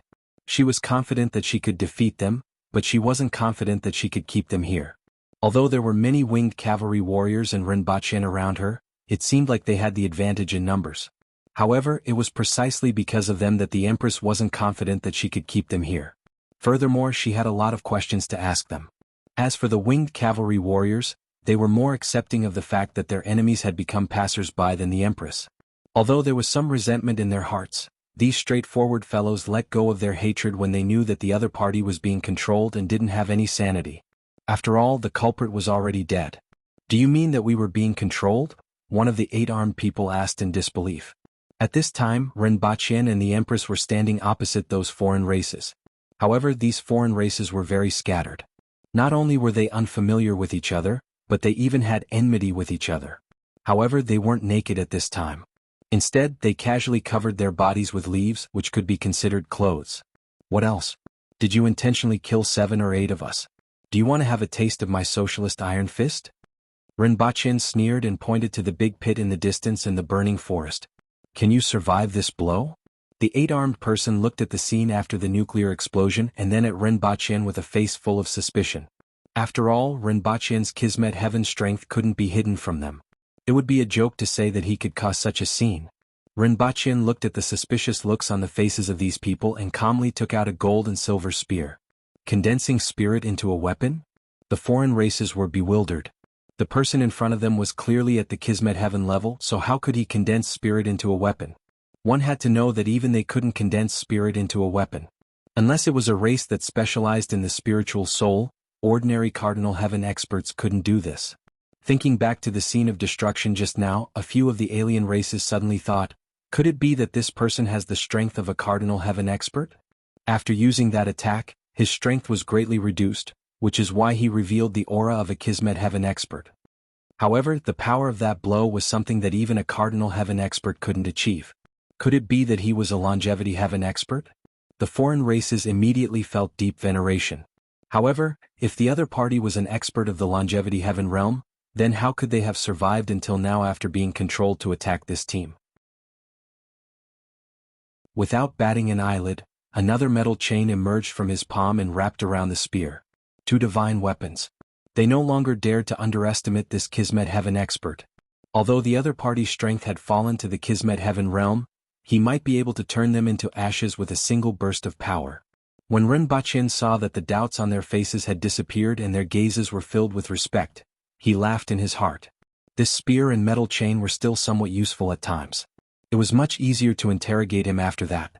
Among the 7 non-humankind beings in front of him, Lu Sheng, who had the bloodline of Snake Xiao and had the upper body of a human and the lower body of a snake, was a member of the snake clan.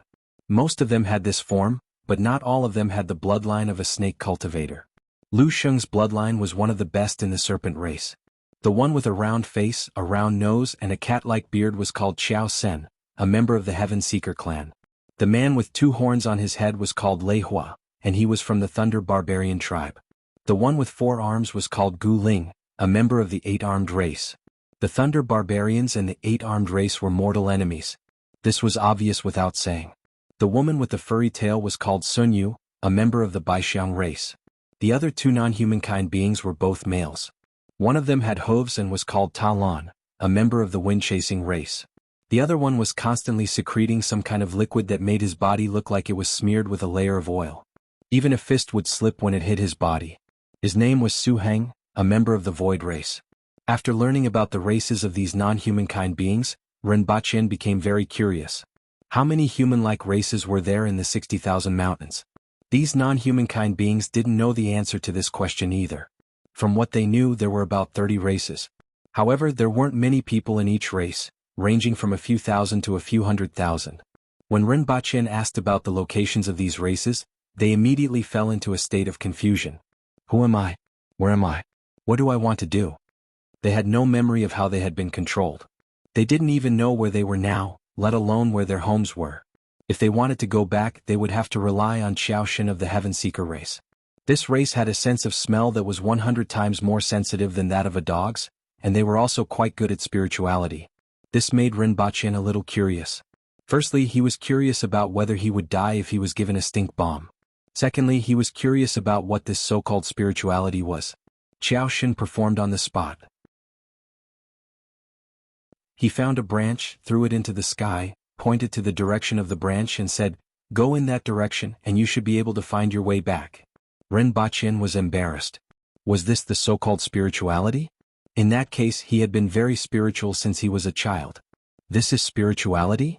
Rinpoche didn't know what kind of expression to put on. This is spirituality. The non-humankind beings were deeply convinced. Others throw it randomly, but the Heaven Seeker race has spirituality. Therefore they are the Heaven Seeker race. Whatever they want to do, heaven is helping them. Looking at the expressions of the non-humankind beings, Rinpoche actually started to believe it. Although it seemed ridiculous, there were too many unknowns in this world. For example, before coming to the 60,000 mountains, these non-humankind beings never knew that there were so many non-humankind races living next to the Aboriginals. Even the Aboriginals who had lived here for generations didn't know about it. Even if he saw a ghost tomorrow, Rinpoche felt that he wouldn't be too surprised. After chatting with these non-humankind beings until dawn, Rinpoche also learned some things from them. First of all, there were at least 30 humankind races in the 60,000 mountains, and he also learned some basic information about these races. Second, although these non-humankind beings had been controlled and didn't have any intelligence, Su Hung of the Void race could tell from the growth rings on his genitals that he had been alive for 76 years. When Rinpoche heard how he judged the time, he immediately became spirited again. Third, these non-humankind beings didn't know anything except for the area where they lived. Fourth, they didn't know why they were called the abandoned humans. They only knew how to call them. As for the herdsmen, they didn't know either. If Rinpoche hadn't wiped out the herdsmen this time, they probably wouldn't have known that there was a race like the herdsmen who could control others. Not only did they not know about the herdsmen, but even the chinchillas didn't know about them. This forced Rinpoche to put aside the idea of finding out about Lin Xiaola's origin. At dawn, these non-humankind beings couldn't help but want to return home. After all, they had been controlled for decades or even longer, and they wanted to go back and see how their homeworld was doing. Take this with you and open it when you encounter trouble on the way. It might be useful. Rinpoche opened a metal box and took out a silvery white cylindrical object. The Empress's eyes lit up when she saw Rinpoche's actions. Xiaoxin looked at the cylindrical object and immediately took a few steps back. He looked puzzled at first, then a trace of fear appeared on his face. If we take it, won't we die? The other non-humankind beings immediately looked at Rinpoche vigilantly. How could that be? Rinpoche laughed. It's just a small token of my appreciation. It seems like your spirituality isn't very accurate. The non-humankind beings vigilantly retreated 100 meters away before turning into shadows and disappearing into the forest. Rinpoche also began to mutter, "It seems like spirituality is really something." The Empress looked regretful. She wasn't happy that she couldn't kill these non-humankind beings. "Your Majesty, there's no other way." Rinpoche spread his hands. He knew what the Empress was thinking and was happy to avenge the winged cavalry warriors who had died in the hands of these non-humankind beings. In any case, if the Empress wanted to kill someone, he would do it for her. However, the other party actually saw the danger of the nuclear bomb. "Okay," the Empress responded softly, turned her head to look at the huge pit in the distance and said, "Let's go and take a look." Although she knew that the herdsmen were dead when these non-humankind beings broke free from the control, she still couldn't rest assured if she didn't go and take a look with her own eyes. "Your Majesty, there's poison there," Rinpoche hurriedly said. It was much easier to say that it was poison than to explain the radiation damage. Although they were powerful, it was still all right here. It was still quite dangerous to go to the center of the nuclear explosion. "Your Majesty, we will be getting married when we get back and you still have to prepare for pregnancy. It's better to avoid things like poison," Rinpoche advised earnestly.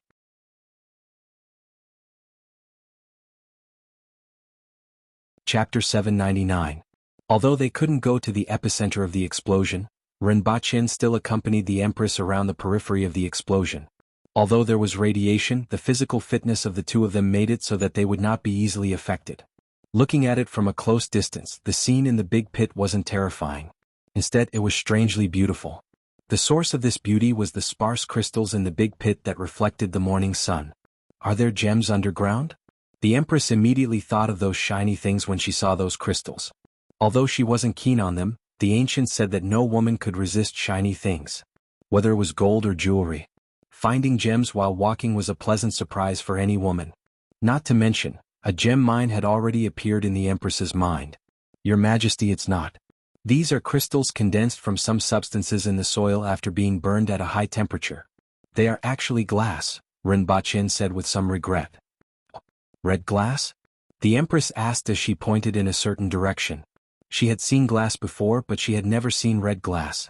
Perhaps there is more iron in it? Rinpoche guessed. Before Rinpoche finished his sentence, the Empress disappeared. When she reappeared, she was holding a red gem. Your Majesty, you can't touch these things, Rinpoche said. I'm just taking a look. The Empress didn't take Rinpoche's advice to heart. There seems to be a mass of blood inside. The Empress used 2 fingers to hold the ruby against the sun and squinted her eyes to observe it. Rinpoche moved his head closer and found that it was indeed like a mass of liquid inside. It was dark red and looked magnificent under the sun. There seems to be something inside? Rinpoche felt that there seemed to be a thin line swimming inside. At this moment, something strange happened. The glass shell that was wrapped in the mass of red liquid suddenly cracked. The Empress immediately threw the glass away, but at the same time, a thin blue line drilled out and went straight for Rinpoche's forehead. In the blink of an eye, the Empress's palm blocked in front of Rinpoche. However, that thin blue line was extremely agile and passed under the Empress's palm. With a flip of her palm, the Empress grabbed the blue line. However, the tip of the line, which was almost invisible to the naked eye, broke away from the blue line in the blink of an eye and went straight for Rinpoche's forehead. Rinpoche felt as if he had been hit by something. Immediately he felt dizzy and fell backward. Rinpoche? The Empress embraced Rinpoche and carefully examined his forehead. There wasn't any wound. However, Rinpoche's eyes were tightly shut and he seemed to have lost consciousness. Then he looked at the blue thread in his hand. It had already turned into liquid. With a flick of the Empress's hand, it flew into the air and vaporized in an instant. The Empress's face turned gloomy. She didn't expect to be tricked. He didn't expect the herdsmen to have such a method. These herdsmen were not strong, but their methods were strange. He carried Rinpoche back to the resting area. A winged cavalry warrior came forward to report to them, but he simply waved his hand and instructed them to go hunt and prepare food. Right now she was very annoyed. After placing Rinpoche on the ground, the Empress stretched out her hand and placed it on his shoulder. She carefully sensed the condition of Rinpoche's body and realized that there were no changes. Rinpoche's body didn't have the slightest injury. In that case, the thing that was almost invisible to the naked eye just now and Rinpoche's current coma were most likely related to his spirit. However, the problem with his spirit was what the Empress was most helpless about. This was the weakness of the Aboriginals. Hong Wan walked behind the Empress and asked softly, "Your Majesty, what's wrong with Sir Ren?" Rinpoche was still fine before, but he became like this after he and the Empress went to the explosion site yesterday. The Empress frowned. Hong Wan's voice made her even more annoyed. At this moment, Rinpoche was in the depths of darkness. In front of him, there was an existence with a dim blue glow. Is this my sea of knowledge? Rinpoche stretched out his palm, and a mass of yellow mist appeared in his palm. He was very familiar with this place. It was just that he was the controller of this place previously. At this moment, he had a physical body here and didn't have the feeling of controlling everything like before. Who are you? Rinpoche raised his head and looked at the figure with the blue glow in front of him. Just now, it was this person who crashed into his sea of knowledge and caused such a change. In fact, Rinpoche already knew the other party's identity. I didn't expect that we would die in your hands. What exactly is that? How did you do it? The blue figure let out a deep but magnetic voice. Rinpoche wanted to laugh, but the current situation made him unable to do so. Are you struggling at death's door just to know how you died? No, of course not. I still have one more chance. You are me and I am your chance, the blue figure said. If you satisfy my curiosity, I can also help you fulfill your last wish. Rinpoche immediately knew the other party's plan. He didn't expect that there was a way to occupy other people's bodies in this world. According to Xinsha novels, Was this called possession? You don't have a chance. Let's not talk about whether you can occupy my body first. Even if you do, Zixiao can kill you in an instant along with this body. Zixiao is that female abandoned person? I will obtain your memory and occupy your body. As long as I can deceive her for a short period of time, I will be able to escape, the blue figure said in an extremely calm tone that made Rinpoche's entire body shiver. Do you want to tell me how you do it? I can fulfill one of your last wishes. The blue figure repeated the same old topic. Rinpoche's face was gloomy as he thought about countermeasures. From the other party's words, he could tell that the other party was very confident and definitely had a countermeasure. However, he knew nothing about this and couldn't fight against the other party. If he was in the outside world, he would at least have a chance to escape. But now he didn't even have a chance to escape. However, this was his sea of knowledge. According to the novels, he was the master of this world and should move according to his will. Just like how he condensed the 5 elements previously. At the thought of this, Rinpoche felt that he wouldn't lose. He immediately looked up at the other party and asked, "Do you think you have won?" Yes. The blue figure nodded honestly. He didn't think that Rinpoche had any possibility of defeating him. Rinpoche sneered and shouted, "Grow! Grow! Grow!" According to his expectations, his body should be controlled according to his will in his sea of knowledge and become like a giant. Then he would kill the other party with a slap. Just as Rinpoche had expected, the blue figure in front of him became smaller and smaller until it was only the size of a finger. Rinpoche was overjoyed. He was indeed a genius. Those Xinsha novels were still useful. Now, I am interested in answering your question. However, you have to answer one of my questions. Rinpoche was bursting with confidence and felt that he could crush the other party with one finger. The other party watched helplessly as Rinpoche became like a giant and exclaimed, "I didn't expect you to be able to comprehend this. Most people don't understand that they are the master of their own sea of knowledge. Therefore, you have the confidence to fight against me? Okay, you answer my question and I'll answer yours. Why do you say that we are abandoned people?" Rinpoche asked the question that he had always wanted to know.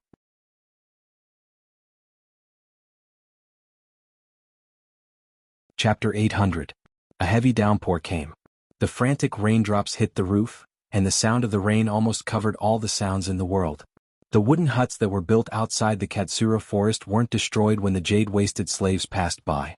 Now they could accommodate everyone. The Empress sat on a rough wooden bed with Rinpoche's head on her lap. His eyes were still closed and blood flowed from his facial features from time to time. The Empress wiped his face silently. There was no one else around and she no longer maintained her cold expression, leaving only deep worry and sorrow. Rinpoche had been in this state for 5 days. For the first 2 days he didn't have any other reactions besides being unconscious. But after the second day, a storm started with Rinpoche as the center. After that, Rinpoche's condition became very bad. It was as if he was seriously injured, and even his breathing was close to non-existent. This made her tremble a little. Fear gripped her heart. She never thought that she would have such a moment of fear. She was afraid that she would lose the person in front of her. Ever since she was young, this was the first time that she didn't reject someone and fell in love with him. Even though he was very annoying sometimes and she wanted to beat him up, and even though he was very ugly with no hair, no eyebrows, no beard, and not even a strand of hair on his body, these things weren't within her consideration. There was someone in her heart and it didn't matter what that person looked like. If Rinpoche died, she couldn't face the consequences. But at this moment she couldn't do anything even though she was the 4th most powerful expert in the world. She didn't know what was happening in Rinpoche's sea of knowledge, and all she could do was wait. This made her feel very powerless. The sound of footsteps disrupted the sound of the rain outside. Hong Yuan rushed in from outside with a pot of meat in her hand. The top of the pot was covered with a large leaf to prevent the rain from hitting it. "Your Majesty, it's time to eat," Hong Yuan said while holding the pot. "Put it aside."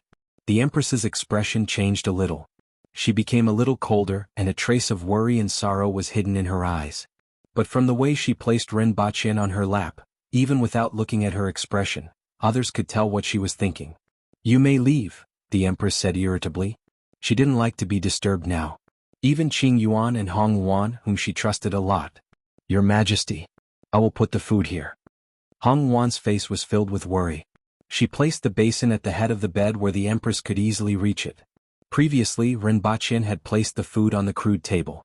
However, the Empress hadn't touched it for the past 2 days. Naturally, Rinpoche had to take the food back the way she brought it. Before she left, she looked worriedly at the Empress and then at Rinpoche, praying in her heart, "Sir Rin, please wake up quickly." However, this glance made her realize that his eyelids seemed to have moved a little, causing her to immediately stop in her tracks. "Get out," the Empress said coldly. Your Majesty Ren, Sir Rin is moving." Hong Yuan stammered, her face filled with ecstasy. He then added, "Sir Ren's eyeballs moved. He should be waking up soon." When the Empress heard the first sentence, she lowered her head and looked at Rinpoche's face. She saw that his eyeballs were moving slowly under his eyelids. This was the first time he had seen such a reaction in the past few days. The Empress stared at Rinpoche without blinking. She was afraid that Rinpoche would revert to his previous appearance if she blinked. She didn't know how disappointed she would be if that happened. Within a few minutes, the two people in the room were staring at Rinpoche to see if he would wake up.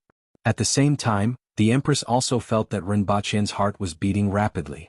A strong flow of blood flowed through his blood vessels and into his body. She could even hear the sound of his blood vessels flowing like a river. After a few minutes, Rinpoche groaned softly. His eyelids slowly moved twice before he gradually opened them. When Rinpoche opened his eyes, he saw the heroic and infatuated face of the Empress. Her face was filled with complex emotions. There was joy, anger, and tenderness. Rinpoche almost lost himself in her emotions as soon as he woke up, following which he felt a headache. "Your Majesty, give me some water to drink." Rinpoche felt that his throat was about to split open. "You are finally awake." The expression on the Empress's face changed a few times and finally became joyful. "Hong Yuan, bring me some water." "Alright, I'll go now." Hong Yuan was ecstatic. She hurriedly answered and ran out of the room, not even caring about the heavy rain outside. In the room, Rinpoche and the Empress heard Hong Yuan shouting excitedly, "Sir Rin is awake." This time, the people in the surrounding wooden houses were alarmed. After Rinpoche was poisoned and fell unconscious, the Empress took him to Great Xia. This time, Rinpoche was unconscious, and the Empress's condition was even more worrying. Everyone was afraid that something would happen to Rinpoche and that the Empress would be very sad. Now that he was awake, everyone could finally be at ease. Rinpoche enjoyed the benefit of the Empress personally feeding him water. However, the Empress obviously didn't know how to serve people and almost choked him to death. He was already weak, and after coughing for a long time he almost lost his life. However, he also took this opportunity to see the flustered expression on the Empress's face. After recovering with great difficulty, Rinpoche lay on the bed for a while and regained some strength. While waiting for them to boil the bone soup, the Empress finally asked, "Is it settled?" "It's settled." Rinpoche smiled bitterly. He originally thought that since he could control the Sea of Knowledge, he could crush the other party with one finger. He didn't expect that he was still too young. Although he could control the Sea of Knowledge, there was a qualitative difference between his spirit and the other party's. How could the other party's spirit be so easy to deal with after being able to attach itself to a piece of glass? Rinpoche broke almost instantly. Next, he was crushed by the other party in various ways. If it wasn't for the fact that his Sea of Knowledge could reassemble the scattered spirit and that the other party wanted to preserve his memory as much as possible, he probably wouldn't have woken up. Even the combination of the metal chain and the golden spear wasn't a match for the other party. After all, they were just weapons. Fortunately, they were heaven-grade weapons formed by two spirit wheel experts. Especially with one attacking and the other trapping, they more or less hindered the other party, giving him the opportunity to use the method that he had been thinking about but didn't dare to use. Create a singularity and detonate it. At that time he had no other choice. If he didn't use this method he would definitely die. The other party had taken over his body, so he could only take a risk. Fortunately, this desperate attempt succeeded. The other party died in the singularity. Even until his death, the other party didn't expect that someone could actually create such a thing with his divine sense. In other words, he didn't even know what it was. Rinpoche created a black hole in his Sea of Knowledge and sucked everything in, including his own consciousness. Finally, even the black hole was sucked in and turned into a point that couldn't be found. Then it exploded. Then Rinpoche could confirm that his original idea was correct. A universe was formed in his Sea of Knowledge. Although this universe was still barren, there were countless substances gathering in certain directions. If there were no accidents, this was the prototype of a planet.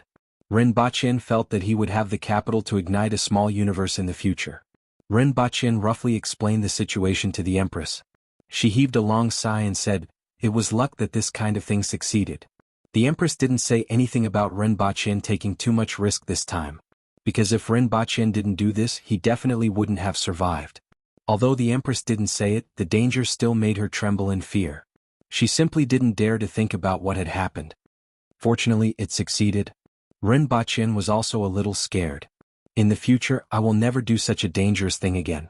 Although he said this, it was just like what happened this time. Sometimes if you were forced to a corner, you would die if you didn't take the risk. There was still a chance of survival if you took the risk. However, he had to stay away from danger in the future. Ren Baqin felt that he still had a great life to enjoy.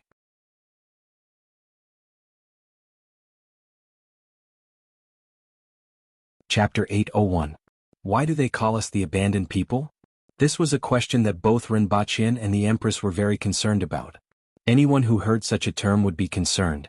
Furthermore, the term abandoned people wasn't just used by the herdsmen, but by other races as well.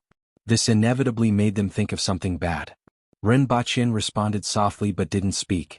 Instead, he organized his words, grabbed the Empress's hand and placed it on his chest. He felt the touch of her palm and slowly said, "That herdsman didn't say much. That herder didn't say much, but he did say one thing. You people didn't live here all this time. You were exiled or rather driven here." As soon as Ren Baqin said this, the Empress's body tensed up.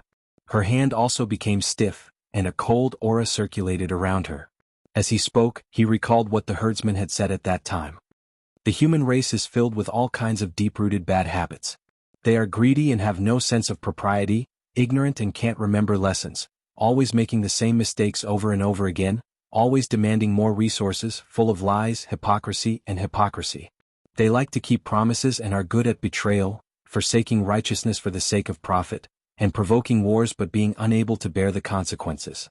They are a collection of all kinds of contradictions and bad habits. Ren Baqin didn't know if this was the herdsman's own understanding of the human race or the understanding of some other races.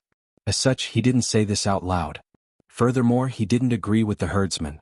Humans had all kinds of shortcomings and this was undeniable. However, they also had all kinds of strengths and all kinds of beautiful things such as feelings, creativity, and wisdom. These weren't things that a cold and emotionless race like the herdsman could understand.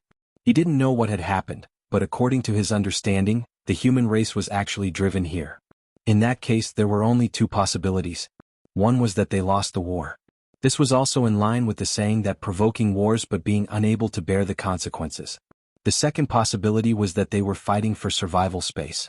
After all, the reproductive and learning abilities of humans had always been very amazing. Apart from this, Ren Baqin couldn't think of the possibility of the entire human race being expelled. The Empress's body was very tense. Ren Baqin could feel her anger, but she didn't flare up. After a while, she calmed down and asked, "Who expelled them?" "They said that there were thousands of races. I don't know if that's really the case, but there are definitely many races. Although the other party didn't say it, if my guess was correct, there was another vast world on the other side of the 60,000 mountains. The herders were in charge of ensuring that the humans did not cross the border. As for those foreign races, it's very likely that they have the same goal. It's just that too much time has passed and they've lost contact with their own races and forgotten their own responsibilities. This is a very long history, so long that even the non-human kind who lived much longer than the humankind forgot their responsibilities and even forgot their home." At this point, Ren Baqin suddenly laughed and said, "I also know something that will definitely be beyond your expectations." "What?" The Empress turned to look at him. "The Aboriginals, Great Xia, the Yun Nation, and the Qin Nation are all humans and belong to the same race?" Ren Baqin asked.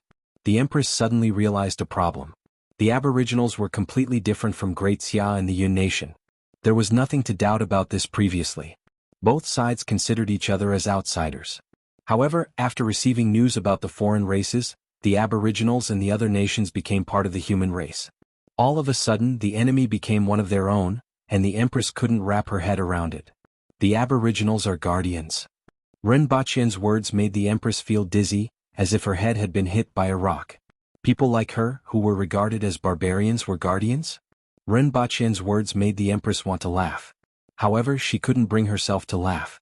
Instead, she felt a deep sorrow in her heart. According to what Ren Baqin said, the humans were driven here, and the most powerful Aboriginals stayed in the 60,000 mountains to act as a barrier, competing with the beasts for survival generation after generation. As for the other humans, they established their own civilization in the north and regarded the Aboriginals as barbarians, an uncivilized race that was bullied by the How Nation. This was simply too ridiculous, so ridiculous that it made people want to cry. Is this true? The Empress suppressed her emotions and asked in a low voice. No matter who heard this, they wouldn't be able to calm down. Part of it is what he said, and the other part is what I guessed based on what he said. The probability is very high, Rinpoche said. Even he felt that this fact was very sad. At that time, the human race should have been divided into two directions. One was the Aboriginals, who relied on their inherited bloodlines and had strong bodies. The other was like those people who followed the path of the spirit, Rinpoche added. Simply put, they were physical and chi cultivators. In that case, why didn't anyone know about this? Even if a long time had passed, it would be impossible for nothing to be left behind, right? The Empress raised her head and looked straight into Rinpoche's eyes. She didn't know whether she should trust Rinpoche's words or not at this moment. Because of a contract. The reason why the various races didn't exterminate the humans back then was that the humans still had the strength to fight to the death, which would cause considerable damage to the other races. The other races didn't want the humans to kill them again, so they forced the remaining experts of the human race to sign a contract. The humans would forget all information related to this matter and wouldn't use any means to record it down. This contract applied to all humans. In this way, when the first few generations died, this matter would be buried in history forever. Of course, it might not be completely buried in history and there might be some clues left behind. That's why the late emperor suddenly disappeared and led the army to the depths of the 60,000 mountains. The Empress thought of this possibility and felt that it made sense. The late emperor must have known something, which was why he suddenly made such a move. Rinpoche nodded. This should be the case. This was really a huge harvest. Rinpoche wanted to find out more about what happened back then. Although they had signed a contract, with the wisdom of humans, they would definitely be able to find a way to avoid it. Since there weren't any written records for so many years, and the late emperor suddenly left after reaching longevity heaven, this matter could be deduced. This period of history that no one knew about could only be accessed by those who had reached longevity heaven. In other words, those foreign races were quite powerful.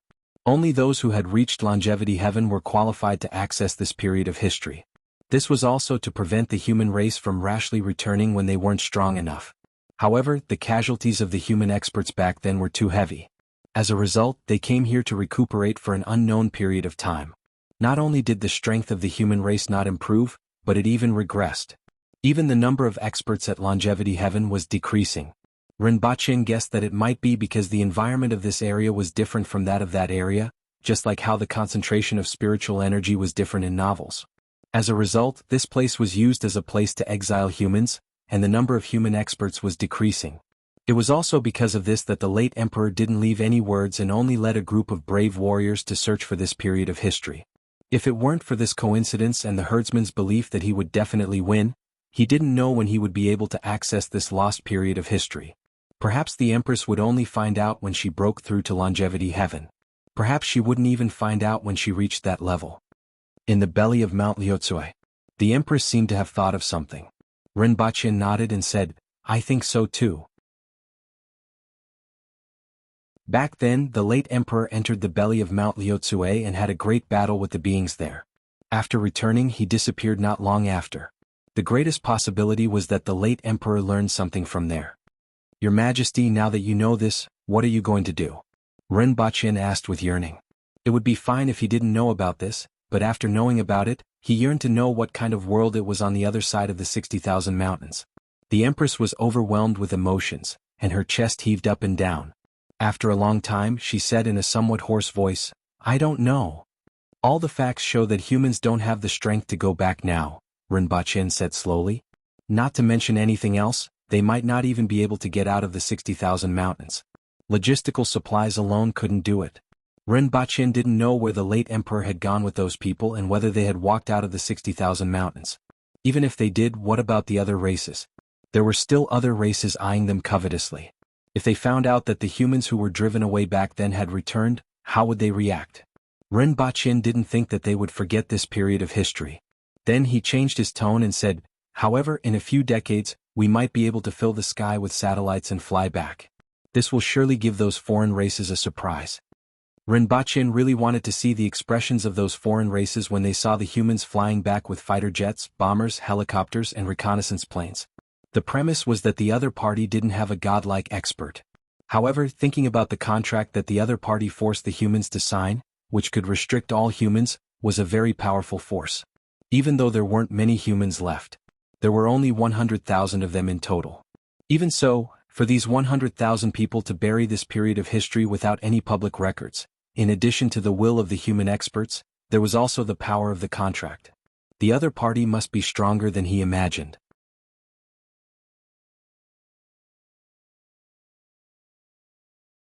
Chapter 802. The heavy rain hit the dense leaves and flowed down. There wasn't a dry spot in the entire forest. The rain didn't cool down the air at all. Instead, it made people feel humid and hot. These days had been going on for some time. It was never easy to travel in the mountains during the rainy season. Rinpoche and the Empress were squeezed into a triangular building made of tree branches. Although it was called a building, it was just a temporary camp made of tree branches that were placed in two directions to block the rain. Sitting on the ground covered with animal skins, Rinpoche said complacently, "My craftsmanship isn't bad." The Empress glanced at the narrow space. There was almost no space left for the two of them to sit in. Even a child could easily make this kind of temporary camp. She didn't know what he was so proud of. Although it looks simple and crude, it's technically good to be able to make it waterproof. As Rinpoche spoke, he felt a drop of water on his neck. However, he couldn't say it out loud. He couldn't embarrass himself. The Empress was silent. Just now, she had already felt a few drops of rain on her back. There didn't seem to be much difference between here and outside. Looking up into the distance, her line of sight was completely blocked by the dense forest. Even though this was a relatively high slope, her line of sight was still blocked. Although she couldn't see anything, Cholong Cliff, where the Ya family was located, was only a day's journey away. It took them less than 2 months to get here. After losing their mounts, they had to walk in the mountains for 3.5 months before returning. It was now August. According to the schedule, the wedding of the Empress and the Empress would be held 5 months ago. However, they were still trekking in the mountains at this time. However, at present, the imperial court was already busy preparing for the postponed wedding of the Empress, which was scheduled to take place in 4 months. 2 hours later, the sky cleared up after the rain and everyone set off again. Walking out of the forest, they saw figures standing on the top of the mountain in front of them. They immediately cheered when they saw everyone coming out of the forest. After another hour, everyone gathered at the foot of the mountain. "Xiaoya, you are finally back." Qi Ziding was holding his crutches, and his loud voice could be heard from afar. "Your Majesty." Standing beside him was Shi Wanya, the Protector General of the South who had been transferred over. There were 7 or 8 Cardinal Heaven experts behind them. Other than Ba Man and Xiong Yu who he had seen before, the rest were unfamiliar faces. As for the winged cavalry, they were nowhere to be seen. It seemed like they had been left behind in the Ya family village. Qi Ziding led many winged cavalry warriors to look for the herdsmen, but he didn't expect them to take a detour to attack the Empress. In the end, they were neutralized by Rinpoche's nuclear bomb. After contacting the Empress through the radio and confirming that she was fine, Qi Ziding brought his men back to the Ya family village to wait. "Greetings, Your Majesty." Everyone cupped their fists in greeting. The Empress raised her head and looked into the distance as she said, "It's still a day's journey away, and you guys have already come out to welcome us. The sooner I see Xiaoya, the sooner I can relax." Qi Ziding sized up the Empress and then looked at the winged cavalry behind her. There were still about 200 of them. It was 1/3 less than before. However, after thinking about the attack that they had experienced, it was already a miracle that so many of them were still alive. "I didn't expect them to attack you directly. That talking thing from before didn't say it clearly. I'll tell you how you guys fought in a while." Qi Ziding was always very interested in talking about war. Even if the Empress was only attacked this time.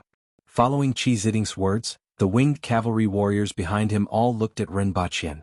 It had to be said that this Principal Ren was always able to surprise and even scare people. "Your Majesty, I'm relieved to see you." Shi Wanya waited for Qi Ziding to finish speaking before saying, "Your Majesty, you have stayed in the mountains for too long and even missed your wedding. Please return to the court as soon as possible." "I know. I'll go to the Ya family village to rest for 2 days before returning." The Empress waved her hand. She knew that she had been away for too long without the others being long-winded. It had been 1 year and 1 month since then. It would still take 1.5 to 2 months for her to return. The following day, Qi Ziding tried to threaten Rinpoche to throw a nuclear bomb along the way after finding out the whole story. Rinpoche wanted to punch him in the head with the iron fist of socialism.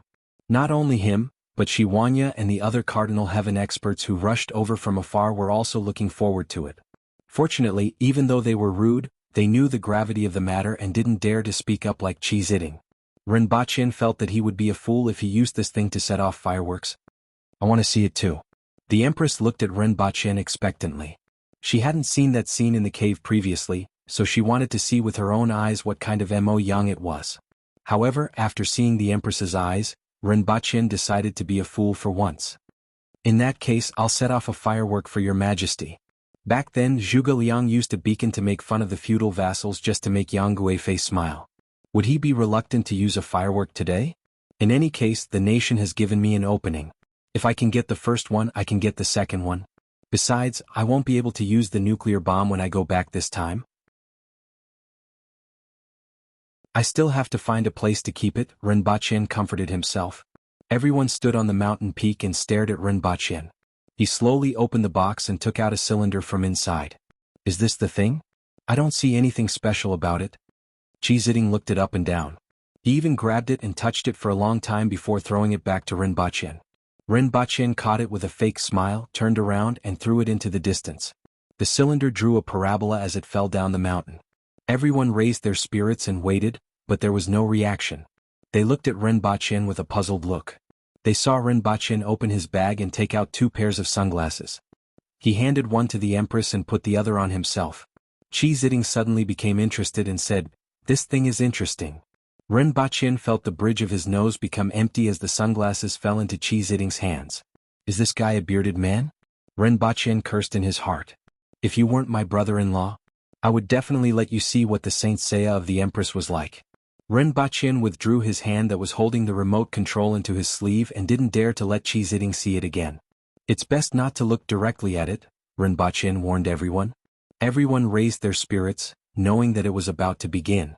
Looking at the group of Cardinal Heaven experts attentively watching the impact of the nuclear bomb, Rinpoche felt that this distance shouldn't be enough to blind them. Without hesitation he pressed the remote control.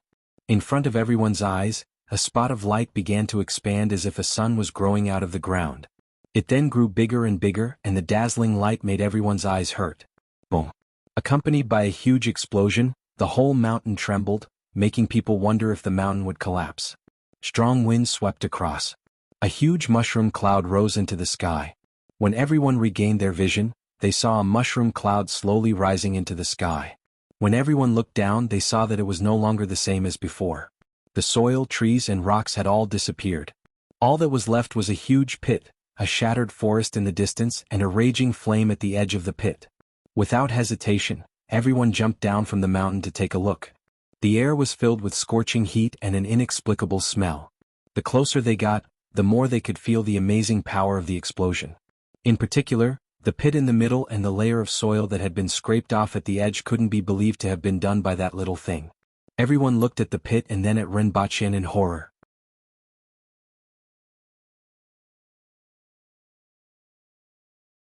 Chapter 803. Learning was a form of foresight. For many people they couldn't see the value of learning. The more ignorant the people and the more ignorant the region, the more this was the case. On Earth, there were families that made their children drop out of school to work. This situation mostly occurred in remote mountainous areas. On one hand, the family was poor and on the other hand they were limited by their horizons. This was especially the case in Dayo. The Aboriginals were used to using their fists. Their concept of learning was to learn martial arts or better yet, to learn words. As for the things that Rinpoche taught, they weren't taken seriously before his few matches. However, the nuclear warhead made these muscle-brained Aboriginals realize the value of learning. That night, Shi Huanya found Rinpoche and wanted to send his son to the academy for the next batch of students. Rinpoche was naturally happy to accept this. This world was different from the ancient times on Earth. The descendants of experts had a higher probability of outstanding talent, so the descendants of experts had a higher probability of becoming higher-ups. Letting them experience a period of school life would greatly improve the educational qualifications of the higher-ups in Dayo in the future. Even a protector general like Shi Huanya sent his son to the academy. Naturally, the status of the academy in the eyes of other officials and commoners would rise. If there are any outstanding youths in your village, you can also send them to my place.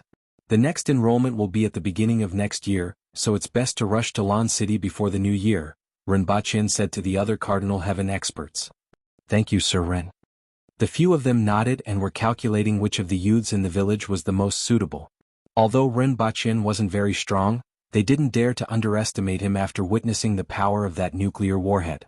Rinpoche said rather modestly, "This is just a small guy.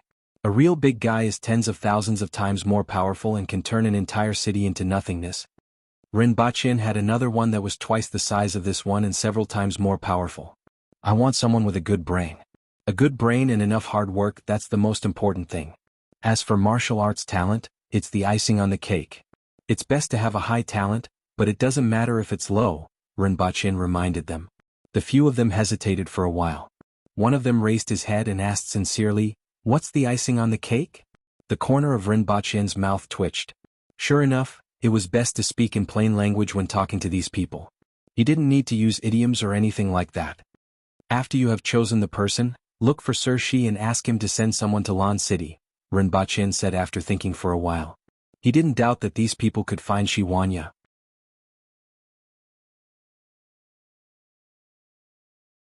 They were Cardinal Heaven experts after all. Furthermore, what Shi Wanya was going to do next required the help of these people. Now that the Empress was here, these people behaved themselves and even rushed over from afar to pay their respects. If the Empress wasn't around, it would be hard to say if they would still give face to Rinpoche. It would be easier for Shi Wanya to speak up if he had something to do with the matter of escorting the youth from the village. After all, the youths they had chosen were more or less related to them, or were youths that they thought highly of. Sending these people to Lan City wasn't a big deal. "Sir Shi, if these disciples from the village want to go to Lan City, I'll have to trouble you to send someone to escort them," Rinpoche said to Shi Wanya. Shi Wanya cupped his hands in a tacit understanding. After all, he was experienced and knowledgeable as a protector general, so he was more quick-witted when it came to such matters. He then said to the rest of them, "When the time comes, you can ask them to look for me." They nodded and said, "When the time comes, we will have to rely on you, Sir Shi." Everyone stayed in the Ya family village for another 3 days. The Empress handled some matters and went to the burial mound again. Neither the Empress nor Rinpoche mentioned anything about that period of history. They only told Shi Wanya about what they knew about the herdsmen and the foreign races. His next task was to establish a new protectorate of the barbarians and then explore the depths of the 60,000 mountains to find traces of the herdsmen and the foreign races. If he found any, he would report it immediately. In addition, personnel from the Ministry of Revenue came to register all the villages in the 60,000 mountains.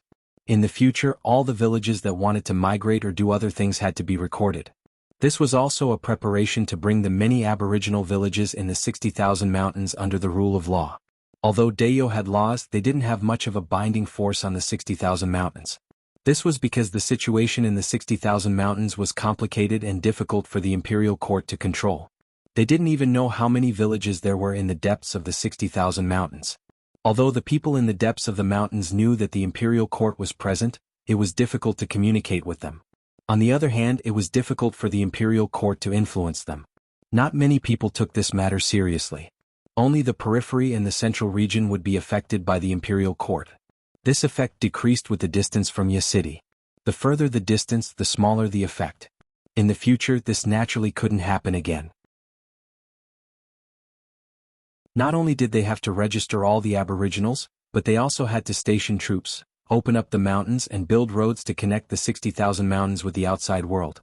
At the very least, they had to build roads that could reach the central region of the 60,000 mountains.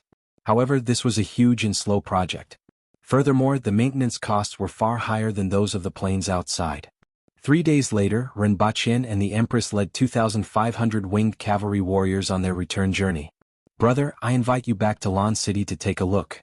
After all, you are my only relative," the Empress said to Qi Ziding, who was dressed in red.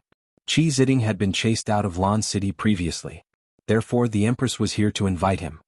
"I'm not going back. I'm very interested in the foreign races that you mentioned. I wonder if there are any experts among them."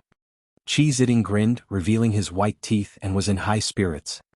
He looked at Rinpoche and said to the Empress, "Men aren't good people. Be careful of this guy. Tell me if there's anything and I'll break his legs." Rinpoche really wanted to ask if he was being scolded by Qi Ziding. Or perhaps it wasn't his legs that were cut off. He doesn't have the guts. The Empress was clear that Rinpoche had the intention but didn't have the guts. However, Rinpoche felt that this hurt his pride. Should he be more daring too? He heard that there were a few new earth wheel experts in the brothel. Let's go. If we go back early, those people will be anxious. I have to contact some people to go with me to the depths of the mountains. Qi Ziding waved his hand rather heartily. This is the responsibility of Protector General Shi. I know. I'll inform him if I discover anything. I won't send you off. I'm leaving. Qi Ziding waved his hand, tapped his crutches on the ground, and flew backward like a big bird.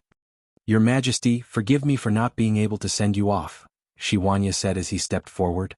Seeing that Qi Ziding had left, the Empress immediately lost interest and waved her hand. This place is different from Tianjing Basin. The environment here is complicated, so you have to put in more effort and don't let me down. I'll do my best. Shi Huanya immediately shouted. Let's go. The Empress flashed onto Qi Shui's back. Sir Rin, I'll have to trouble you to send this letter to my son. Shi Huanya handed the letter to Rinpoche. Rinpoche took the letter and didn't say anything else. He cupped his hands and bade farewell before jumping onto the Crow General's back and following the Empress. 1 month later, everyone finally passed through the sword screen forest and saw Ya City in the distance. The mounts that the winged cavalry lacked had already been prepared here. In addition to the winged cavalry that didn't have mounts, the other new winged cavalry also needed to change mounts.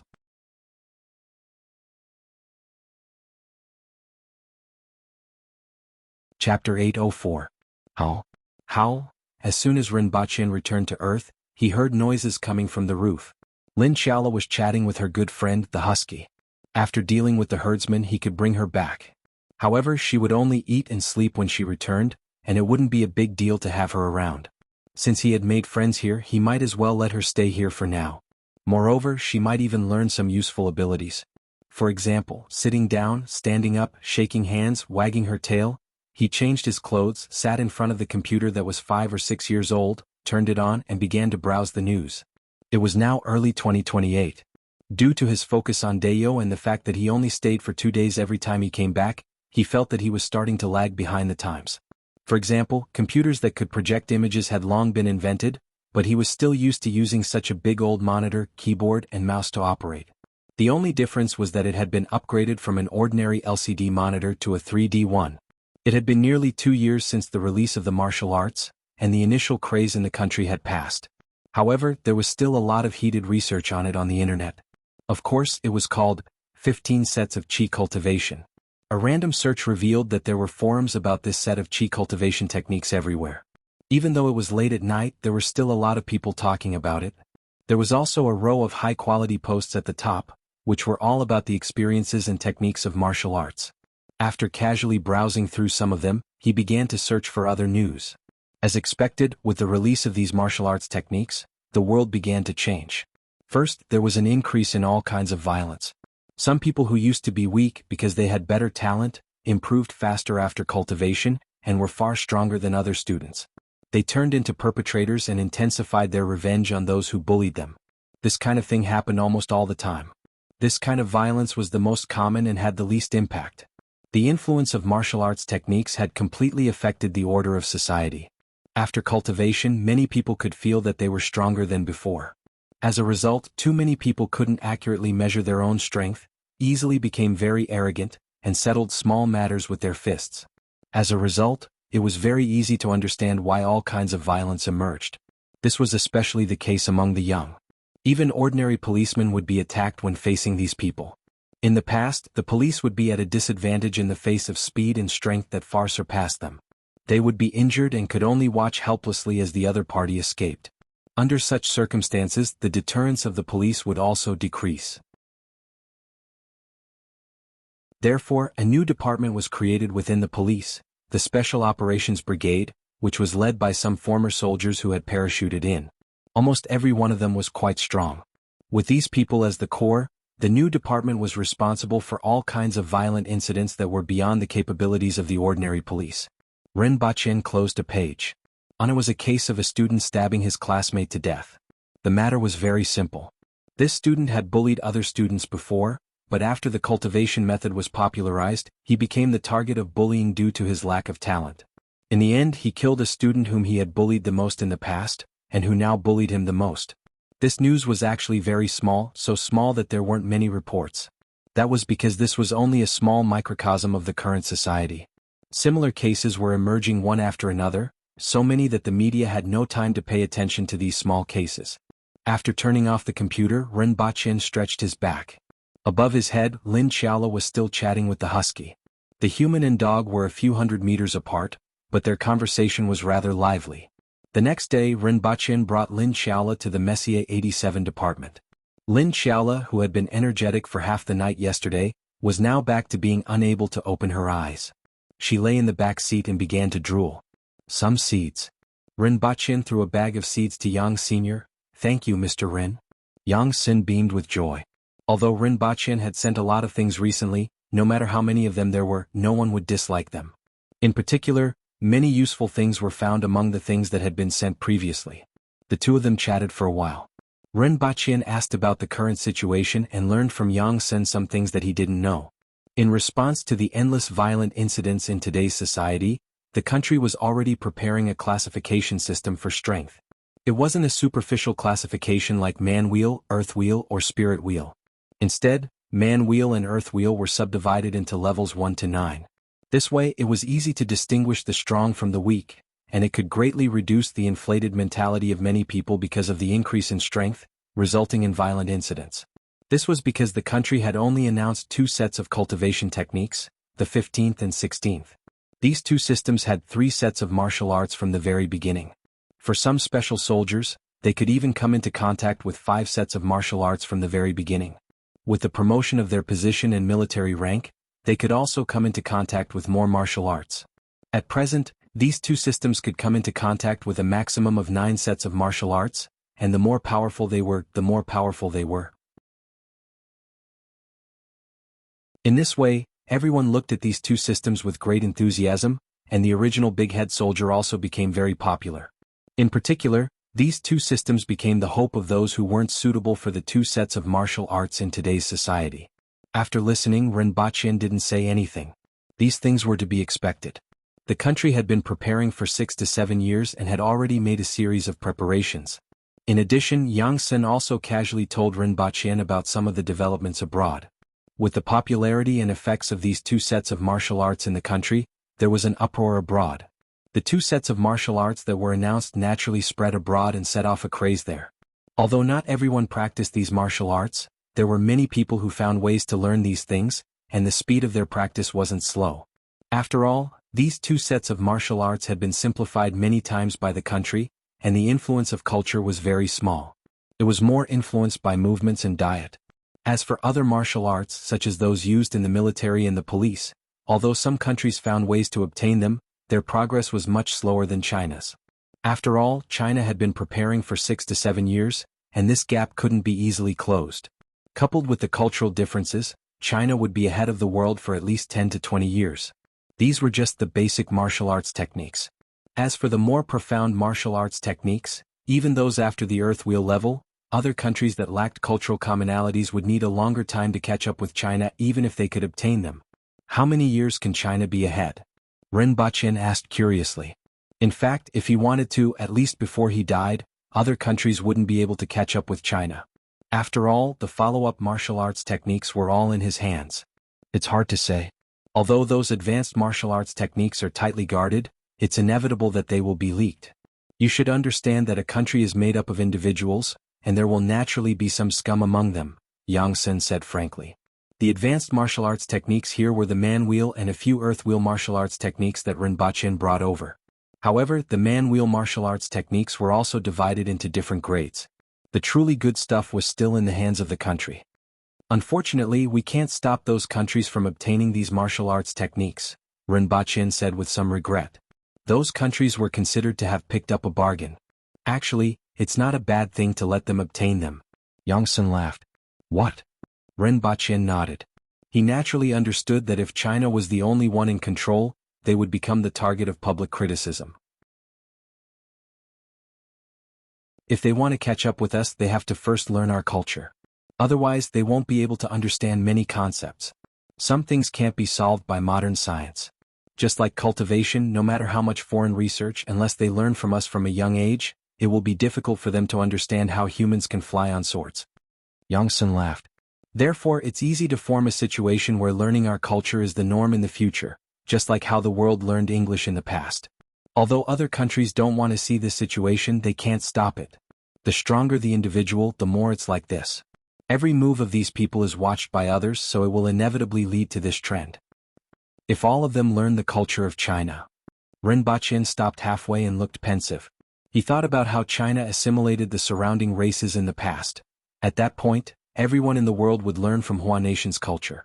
Then, Hua Nation would naturally become the center of the world.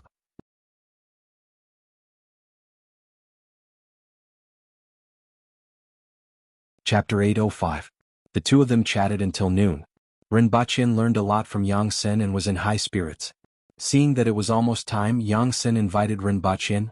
Mr. Rin, it's rare for you to visit. Why don't you stay for lunch? I don't have many opportunities to eat government food. I just don't know if it tastes good. Rinpoche rubbed his nose and laughed. It might not satisfy you, but it shouldn't taste bad. Yang Sen laughed. Miss Lin? Yang Sen looked at Lin Xiaola, who had fallen asleep since she came in. Don't worry about her. Let her sleep here. Rinpoche turned to look at her and shook his head. They had a special meal in the canteen of the Messier 87 department. The taste wasn't as good as that of the chef he hired, but it wasn't bad. The two of them chatted as they ate. Rinpoche learned a lot from Lin Xiaola and promised to bring her a few fork-horned cows and jumping goats for research and breeding purposes. After all, he often brought meat to the martial arts center and occasionally bought it according to the level of the disciples. These meats were extremely effective in replenishing blood and qi, and they were more effective than any medicinal herbs. In the end, Rinpoche learned two important things from Lin Xiaola. One was the discovery of several new elements from the items that Rinpoche brought and a major breakthrough in material science. The laboratory had developed a metal that could be grown. In a way, it could even be said that this metal was alive. Although it was still in the research stage, this metal was extremely useful. The other was that there had been considerable results in mind control technology. If one were to use this technology as an example, it would be like the online novels in the past. A person could lie in a gaming chamber or wear a helmet, and they could directly play the game through brainwave output and reception. This was the legendary second world. Or, people lay in vehicles and used their consciousness to control the vehicle to move forward and backward, control the flight of the aircraft, and even control the firing of weapons. Everything was controlled by consciousness. These were just two simple uses. However, no matter which of these two uses was taken out, it would cause a stir in the world. It could be said that this was epoch-making technology that all the countries in the world dreamed of. At present, this technology had already appeared. Are you interested? The country can authorize you to set up a thinking control technology company, Yang Sen said slowly as he looked at him. Upon hearing Yang Sen's words, Rinpoche pondered for a while. Since Yang Sen said so, someone must have instructed him to do so. There was no doubt about the future of this technology. It could be said that they were putting money directly into their hands. What are the conditions? Just like you said, you have given the country a lot of things over the years. This can be considered as a repayment. After all, the country will not let the meritorious officials be disappointed. Yang Sen smiled as he took out a cigarette from his bag and lit it up. However, only a portion of these technologies can be open to the public, and they can only be used for civilian use. At the same time, the technical personnel must be sent by the country, and all the technical upgrades will be completed by these technical personnel. That won't be a problem. Rinpoche nodded. Even if the technology was given to him, where would he find those technicians? He had to take the money that was shoved into his hands, but if he put too much effort into it, it wouldn't be worth it. Although it sounded a little pretentious. But that was the truth. Give me one. Don't we usually share cigarettes? Rinpoche stretched out his hand toward Yang Sen, who was surrounded by smoke. I thought you didn't smoke? Yang Sen was slightly stunned and passed the cigarette to Rinpoche. I want to try what it tastes like. There are so many people in the world who smoke. I wonder if it's interesting. Otherwise, why would so many people refuse to quit even though they know it's harmful? Rinpoche smiled. Now that he had even smoked scorpion venom, what more cigarettes? Although this thing was harmful, it didn't have much effect on his body. He lit the cigarette like the others and almost coughed as soon as he inhaled it. It took a lot of effort for him to control it. He felt the taste of the tobacco spread in his mouth and carefully sensed the changes in his lungs. After he finished smoking the cigarette, Rinpoche spat out a mouthful of gray phlegm. The tar and other substances that entered his lungs were all spat out. Nothing. The taste is terrible. It's worse than a scorpion tube. Rinpoche felt that this kind of thing was very boring. Even a scorpion tube was much more fun than this thing, even though it was really inhaling poison. Let's go. I will get my brother Wanyin to look for you later. Rinpoche stood up. Take me to get that guy first. At this time, Lin Xiaola was equivalent to a piece of equipment that could be placed anywhere and carried anywhere. When they returned to Yang Sen's office, Lin Xiaola was sleeping as usual. Rinpoche carried her like a cat and she even curled up her body. Mr. Rin. Yang Sen called out. There's something that I have to remind you of. Pay attention to your brother's girlfriend. Rinpoche's eyes flashed. Got it. Thank you for the reminder. You know who she met and what she did, right? Get someone to send me the information. Rinpoche nodded at the other party, grabbed Lin Xiaola by the collar and left. He had guessed this possibility a long time ago. 5 years had passed on Earth and there had been no signs of it. He thought he was overthinking, but he didn't expect it to happen. On the way out, Rinpoche thought for a long time before remembering the woman's name, Zhou Qingyun. Unfortunately, Wanyin and the other party were about to talk about marriage. She was just waiting for him to get married. The second day after Rinpoche returned, he received some things that Yang Sen had sent over. This included the time and place that Zhou Qingyun met, as well as the true identity of that person. Everything from information to photos was there. The most important thing was a handsome man in his 30s. On the surface, this man was considered young and promising, but he was actually an intelligence officer in the United States. The information even included the details of when he and Zhou Qingyun entered and left the hotel. Rinpoche glanced at it and understood. Although the 2 days of cultivation that the nation had announced were easily obtainable by other countries with almost no effort at all. Even the martial arts manuals for the military and the police could be obtained with a little effort. However, some countries had designs on him and had never given up. Most of them should have been blocked by the Messier 87 department, but there would inevitably be fish that slipped through the net. Although the identity of the other party was known and could be dealt with at any time, Zhou Qingyun had already fallen into the trap. The Messier 87 department didn't touch them now, leaving this opportunity to Rinpoche. After all, Zhou Qingyun was related to Rin Wanyin. Rinpoche called Rin Wanyin over. Brother, you were looking for me? 2 hours later, Rin Wanyin strode into the room and sat opposite Rinpoche. At this time, Rin Wanyin's face was no longer immature. After training, his strength was close to the man-will level. This wasn't a very good talent, but it wasn't too bad either. At least, it was enough for him to protect himself. As for his figure, it wasn't horizontal like Rinpoche's. Instead, it was only a little stronger than an ordinary person and looked like a man who regularly exercised. Take a look. Rinpoche pushed those things in front of Rin Wanyin. After a few glances, Rin Wanyin's face darkened. After looking through everything, Rin Wanyin's face turned ashen and he couldn't speak. Originally, he wanted to joke and ask his brother when he was getting married. His brother had to get married before it could be his turn. However, after looking through these, he just wanted to ask Zhou Qingyun why she was doing this. Brother? Rin Wanyin said with difficulty.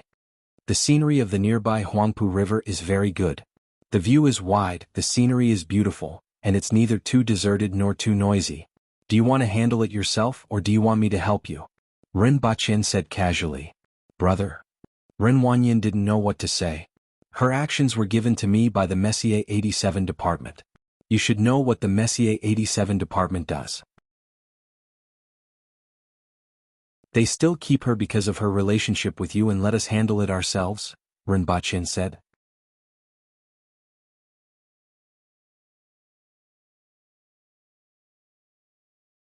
Chapter 806. Why are you in such a hurry to tell me? Why are you in the mood to come to the riverside today? But this place is too remote, Zhou Qingyun said as she sat in the front passenger seat with one hand holding her hair. At this time, Zhou Qingyun had matured a lot. After all, the two had graduated 5 or 6 years ago. With some support, Zhou Qingyun was now in the middle management position of the company. Naturally, she couldn't compare to Rin Wanyin, but compared to her classmates, it was already very fast. Zhou Qingyun looked at Rin Wanyin's serious side profile and felt a little uneasy. Before coming here, she had guessed that he called her out in such a hurry to give her a surprise, such as a marriage proposal. She was a little hesitant. But looking at his expression now, it didn't seem like it. Or maybe he really wanted to give her a surprise and deliberately created such a serious atmosphere. This thought only flashed in her mind. Ren Wanyin had never been such a romantic person, otherwise she wouldn't have. Ren Wanyin didn't speak.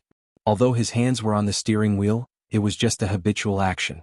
The car was completely moving on its own. He just remained silent and pondered over his own matters. When the car began to slow down, 2 cars could be seen parked in front of them. Ren Wanyin didn't turn his head and just said this plainly before pushing the door open and getting out of the car. Zhou Qingyun's heart sank as she looked at the few burly men standing beside the 2 cars in front of her. She pressed one hand on the communication device on her wrist. Don't play these little tricks. After so many years you should understand. Ren Wanyin stood in front of the car and turned his head to speak to her through the glass. Zhou Qingyun's face darkened. After so many years, although Ren Wanyin rarely told her anything, she did understand his power. He didn't belong to the country, nor was he an entrepreneur or a tycoon, but he had an unfathomable influence. However, she still stubbornly pressed the call to the police on the communication device. There was no response. This made her wonder if the communication device was malfunctioning. Looking at Ren Wanyin, who stood in front of the car without saying a word, she finally understood that he had blocked the signal here. It was just for her. Why would he do this? Zhou Qingyun had already guessed that the other party knew what she wanted to hide, but she didn't know why the other party would block the signal just for her. This made her panic and she sat there motionlessly until Ren Wanyin came over to open the car door. Like a gentleman, he stretched out his hand and said, "Come down." What's going on? Zhou Qingyun suppressed the panic in her heart and tried to act like she didn't understand. Ren Wanyin waited for her to get out of the car before he withdrew his hand that was tightly held by her and said faintly, "I want to know why." It's been 7 years. It's been 7 years since we first confirmed our relationship. From our school days until now, I shouldn't have done anything wrong to you. Why are you doing this? Could this be the so-called 7-year itch? His tone was full of self-deprecation. What are you talking about? I don't understand. Zhou Qingyun said in a panic. Bring them down, Ren Wanyin said to the 2 cars not far away. Zhou Qingyun's heart sank to the bottom. There were a few people standing beside the other 2 cars. One of them was Ding Jie. Today Ding Jie was strong and had a calm temperament. He was no longer the bean sprout he used to be. He wore a pair of metal half-rimmed glasses to block his aggressive gaze. The moment she saw Ding Jie, she already knew that something was wrong. A winged cavalry warrior carried a person out of the back seat of the car. It was a blond man who was tied up tightly and had his mouth covered. This guy looks pretty good. Ding Jie looked at the blond man and smiled. He touched his face and added, although he's not as good as me. In the past, Ren Wanyin would definitely ridicule Ding Jie for being so narcissistic. However, he wasn't smiling at this time. He looked at Zhou Qingyun and said, "Do you understand now?" Zhou Qingyun bit her lip and turned pale. Since you understand, this person is useless. Let's think. The scenery here is not bad. There's water in front and mountains behind. The surroundings are spacious and suitable for living, Ren Wanyin said faintly. Zhou Qingyun was shocked by Ren Wanyin's calm words and looked at him incredulously. Are you crazy? Do you know what you're doing? The Ren Wanyin in front of her was extremely unfamiliar to her. It was as if the person in front of her was only a layer of skin. He was the person who shared a bed with her, but inside he was a completely different person. I should be asking if you know what you've done. Ren Wanyin's heart was in so much pain that his eyebrows twitched unnaturally. What did I do? So what if I fell in love with someone else? What kind of society is this? Even if I fell in love with someone else, we can just break up. Break up. I'm telling you now, we broke up. We have nothing to do with each other. Don't think that I can't live without you. Zhou Qingyun seemed to have broken her nerves and roared hysterically like an enraged lioness. He's more handsome than you, more eloquent than you, more romantic than you, and his *SS is bigger than yours. What's wrong? I did cheat on him. Ren Wanyin heaved a sigh of relief when he saw Zhou Qingyun rambling in anger. If that was the case, we wouldn't have met today. You didn't notice his identity at all? Did he look into my affairs? Have you looked into my brother's affairs? Did he investigate things that you shouldn't know? I should have noticed it long ago. I should have noticed it when you asked about things that you didn't ask about in the past. Ren Wanyin looked at Zhou Qingyun coldly and said, You didn't just betray me. Do you know who told me about your affair? It was the country. You betrayed your country for such a person. Of course, making me a cuckold was just a bonus. Upon hearing Ren Wanyan's words, Zhou Qingyun's face immediately turned pale. Is there anything else you want to say? On account of our 7 years of relationship, I'll listen to you. Ren Wanyan put a cigarette in his mouth, lit it, took a deep puff and exhaled a long puff of smoke. Ding Jie, who was beside him, had already tied a thick iron chain to the man's body. It was enough to make him sink into the river and not have a chance to float up. The man wanted to struggle, but it was useless. The winged cavalry warrior only needed to kick him to immobilize him. If they didn't want him to sink into the river alive, this kick would have crushed him. Throw him down, Ding Jie said softly. His lips were slightly pale, and it was obvious that he wasn't as calm as he looked. Although he had done many things over the years, this was the first time he had done something like this. However, this time he had volunteered to rush back from Wuji City. One of the winged cavalry warriors revealed a kind smile as if he had seen the child next door grow up. He grabbed the man like he was grabbing a toy, twisted his waist, and threw him more than 100 meters into the river. Plop. The man didn't make any sound from the beginning to the end. Perhaps he had prayed, but it was all stuffed in his mouth. Just like that, a person disappeared from this world just like that. Of course, if he was lucky, he might be able to see the light of day again in a few days, weeks, months, or years. You lunatics! Zhou Qingyun screamed in fear. I used to call you sister-in-law. You have to know that killing a spy is the right thing to do. It's not only in line with our interests, but also in line with the interests of the country. Although we won't receive a medal for this, no one will blame us for it. Ding Jie took out a cigar that was as thick as a finger, lit it with a gun, and took a puff. He felt the smell of tobacco in his mouth before spitting it out. Other than the smell of tobacco, there was also the taste of butter in his mouth. This was the taste that he liked and made him feel very relaxed. Yes, he's a spy from the United States. So what I don't understand is, even if you wanted to make me a cuckold, why did you get involved with him? Ren Wanyan looked down at Zhou Qingyun, who was kneeling on the ground, with a pained look in his eyes. What? What? Zhou Qingyun was no longer hysterical and muttered to herself. Her chuckle was full of mockery, and it was unclear whether she was mocking herself or Ren Wanyan. Why didn't you tell me anything? Why did you hide everything from me? I don't know what you're thinking. I don't know what you're doing. You already knew about those life force techniques, right? That's right, you already knew about them. Looking at your current situation, I know that you already knew about them. Even your parents already knew about it, right? When you brought me to your house, I noticed that they were different from ordinary people. But, did you tell me that I slept in the same bed with you every day? Did you get the martial arts techniques from the military and the police system? But, I'm still an ordinary person now. Have you ever thought about it? Tell me, why did I betray you? Do I still need to tell you? Zhou Qingyun looked up at Ren Baqin with a face full of hatred. Ren Wanyan never thought that this expression would appear on her face. Furthermore, this hatred was directed at himself. My brother will get married within a year, Ren Wanyan said. After he gets married, it will be our turn. I will tell you what you can know and find a way to get the martial arts techniques for you. However, there are some things that I can't tell you now. Looking at the sneer on Zhou Qingyun's face, Ren Wanyan finally sighed. When the wind blows, the smell of the cigar is blown away. Without the lingering smoke, it's a lot less enjoyable. I'd better go back to the car, Ding Jie said before returning to the car. Ren Wanyan stood there with his head lowered, looking like a fossil in the wind.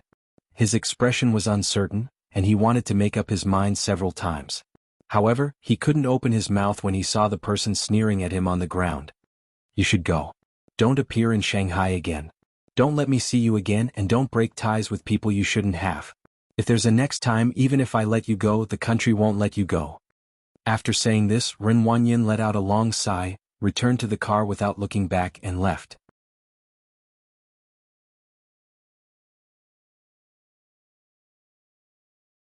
Chapter 807. When Ren Baqin returned to Earth, he saw Ren Wanyan. Ren Baqin changed his clothes and walked downstairs to the living room. He saw Ren Wanyan sitting there cautiously. The Empress, who had just changed her clothes and was holding onto an ice cream, was sitting on the sofa beside him. Even though a few years had passed and he had experienced many things and met many people, he was still very reserved in front of his sister-in-law. The more Ren Baqin met with all kinds of people, including bureaucrats, entrepreneurs, and tycoons, the more he felt that the Empress was different from the rest. This wasn't the kind of bearing and majesty that could be cultivated by people with little power or some wealth. Ren Baqin glanced at Ren Wanyan. Ren Wanyan's hair was tidy, and his previously clean-shaven chin now had short stubble. His eyes were bloodshot and he looked a little weathered. As expected, a man would only grow up after going through a woman. However, this made him feel a little conflicted. All the hair on his body had fallen off, and now when he saw other people with long beards, he always wanted to shave them. "Did you wait for a long time?" Ren Baqin asked as he sat on the sofa. "I guess you'll be back in 2 days." Up until now, Ren Wanyin still didn't know where Ren Baqin had gone. He also didn't know why Ren Baqin and his sister-in-law had come downstairs while he was still here. Even though he was infuriated, he didn't say anything. If he could tell her, he would tell her in the future. "Well, you came just in time. Let's have dinner together tonight." "I'll cook," Ren Baqin said with great interest. "All right, I'll be your assistant." Ren Wanyin didn't stand on ceremony at all. In the living room, Ren Baqin and Ren Baqin were cooking while the Empress was curled up on the sofa and playing with her phone. Although there were already watch-shaped communicators that could be projected onto any surface, many people still preferred this kind of rectangular mobile phone. After all, 2018 was only 10 years away. Just like 10 years ago, there were still people who used old-fashioned computers. Now there were also people who used brick-like cheap old computers. Not everyone can accept new technology. The Empress hadn't been to Earth many times.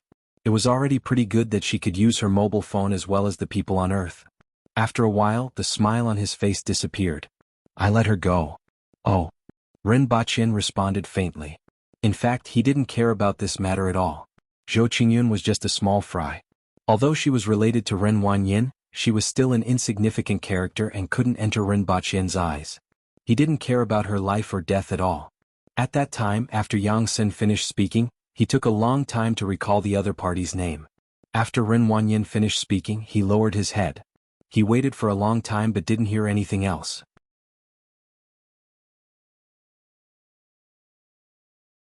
Then he looked up at Ren Baqin and said, "I thought you would reprimand me."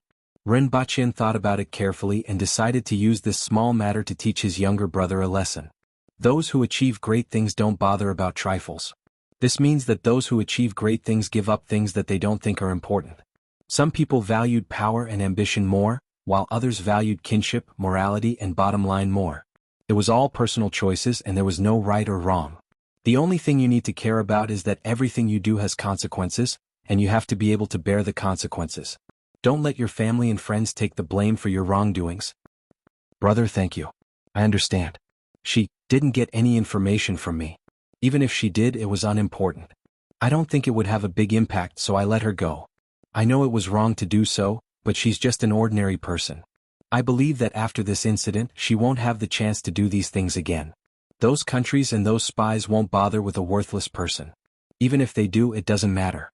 What happens in the future has nothing to do with me." Ren Wanyin looked conflicted. It seemed that after half a month he still couldn't let go of Zhou Qingyun. After all, it was a 7-year relationship. It wasn't easy to let go.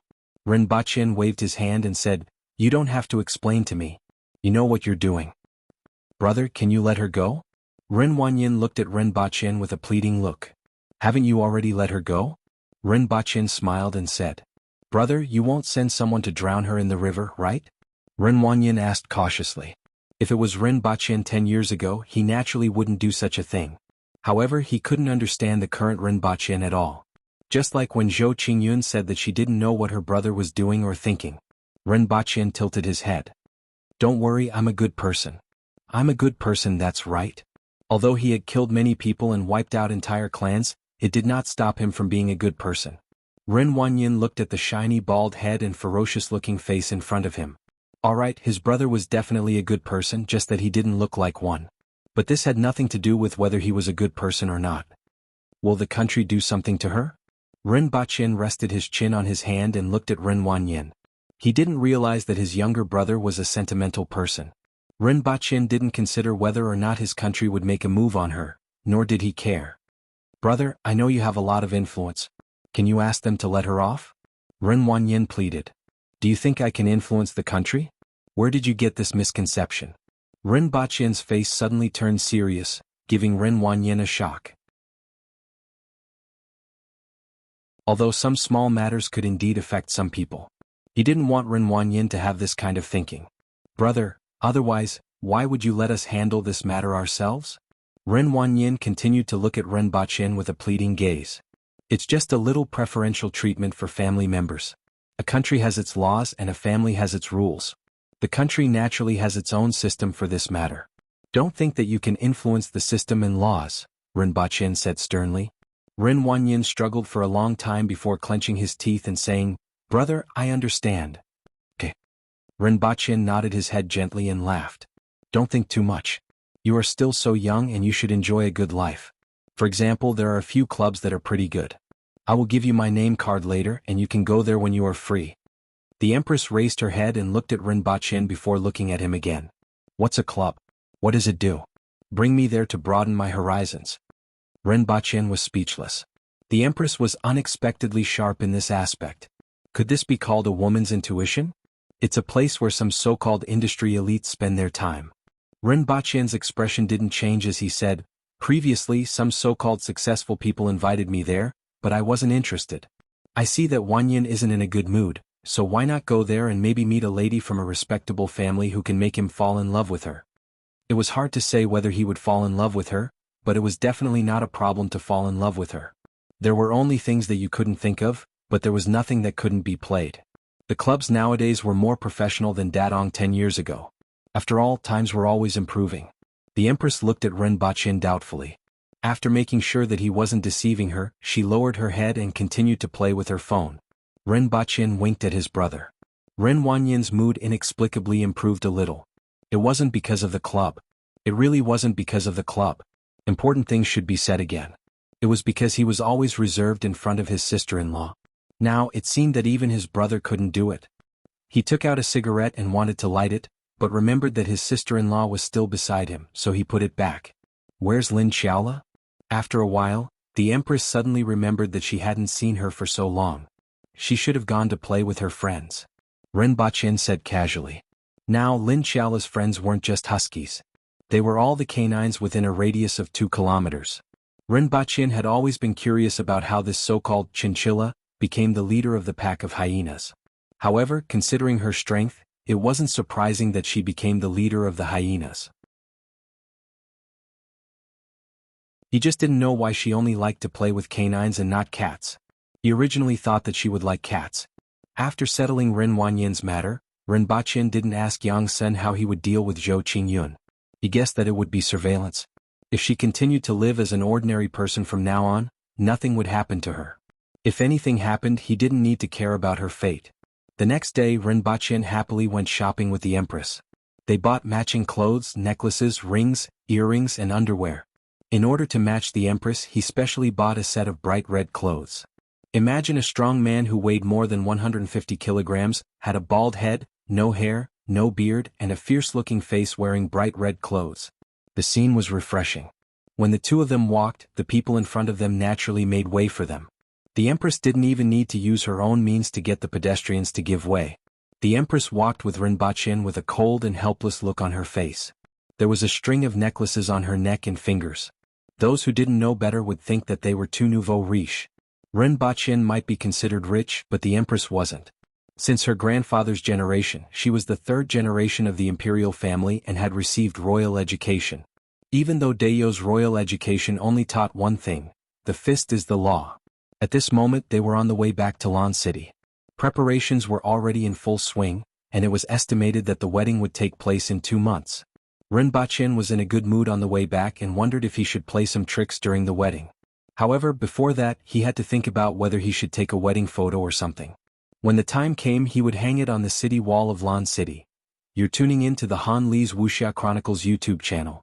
We're so grateful for your support, and don't forget to subscribe to join us on this incredible journey through captivating stories. Your generosity through donations truly makes a world of difference, as it's the primary source of revenue that allows me to expand and enhance this channel for you. Thank you from the bottom of my heart for being a part of this adventure.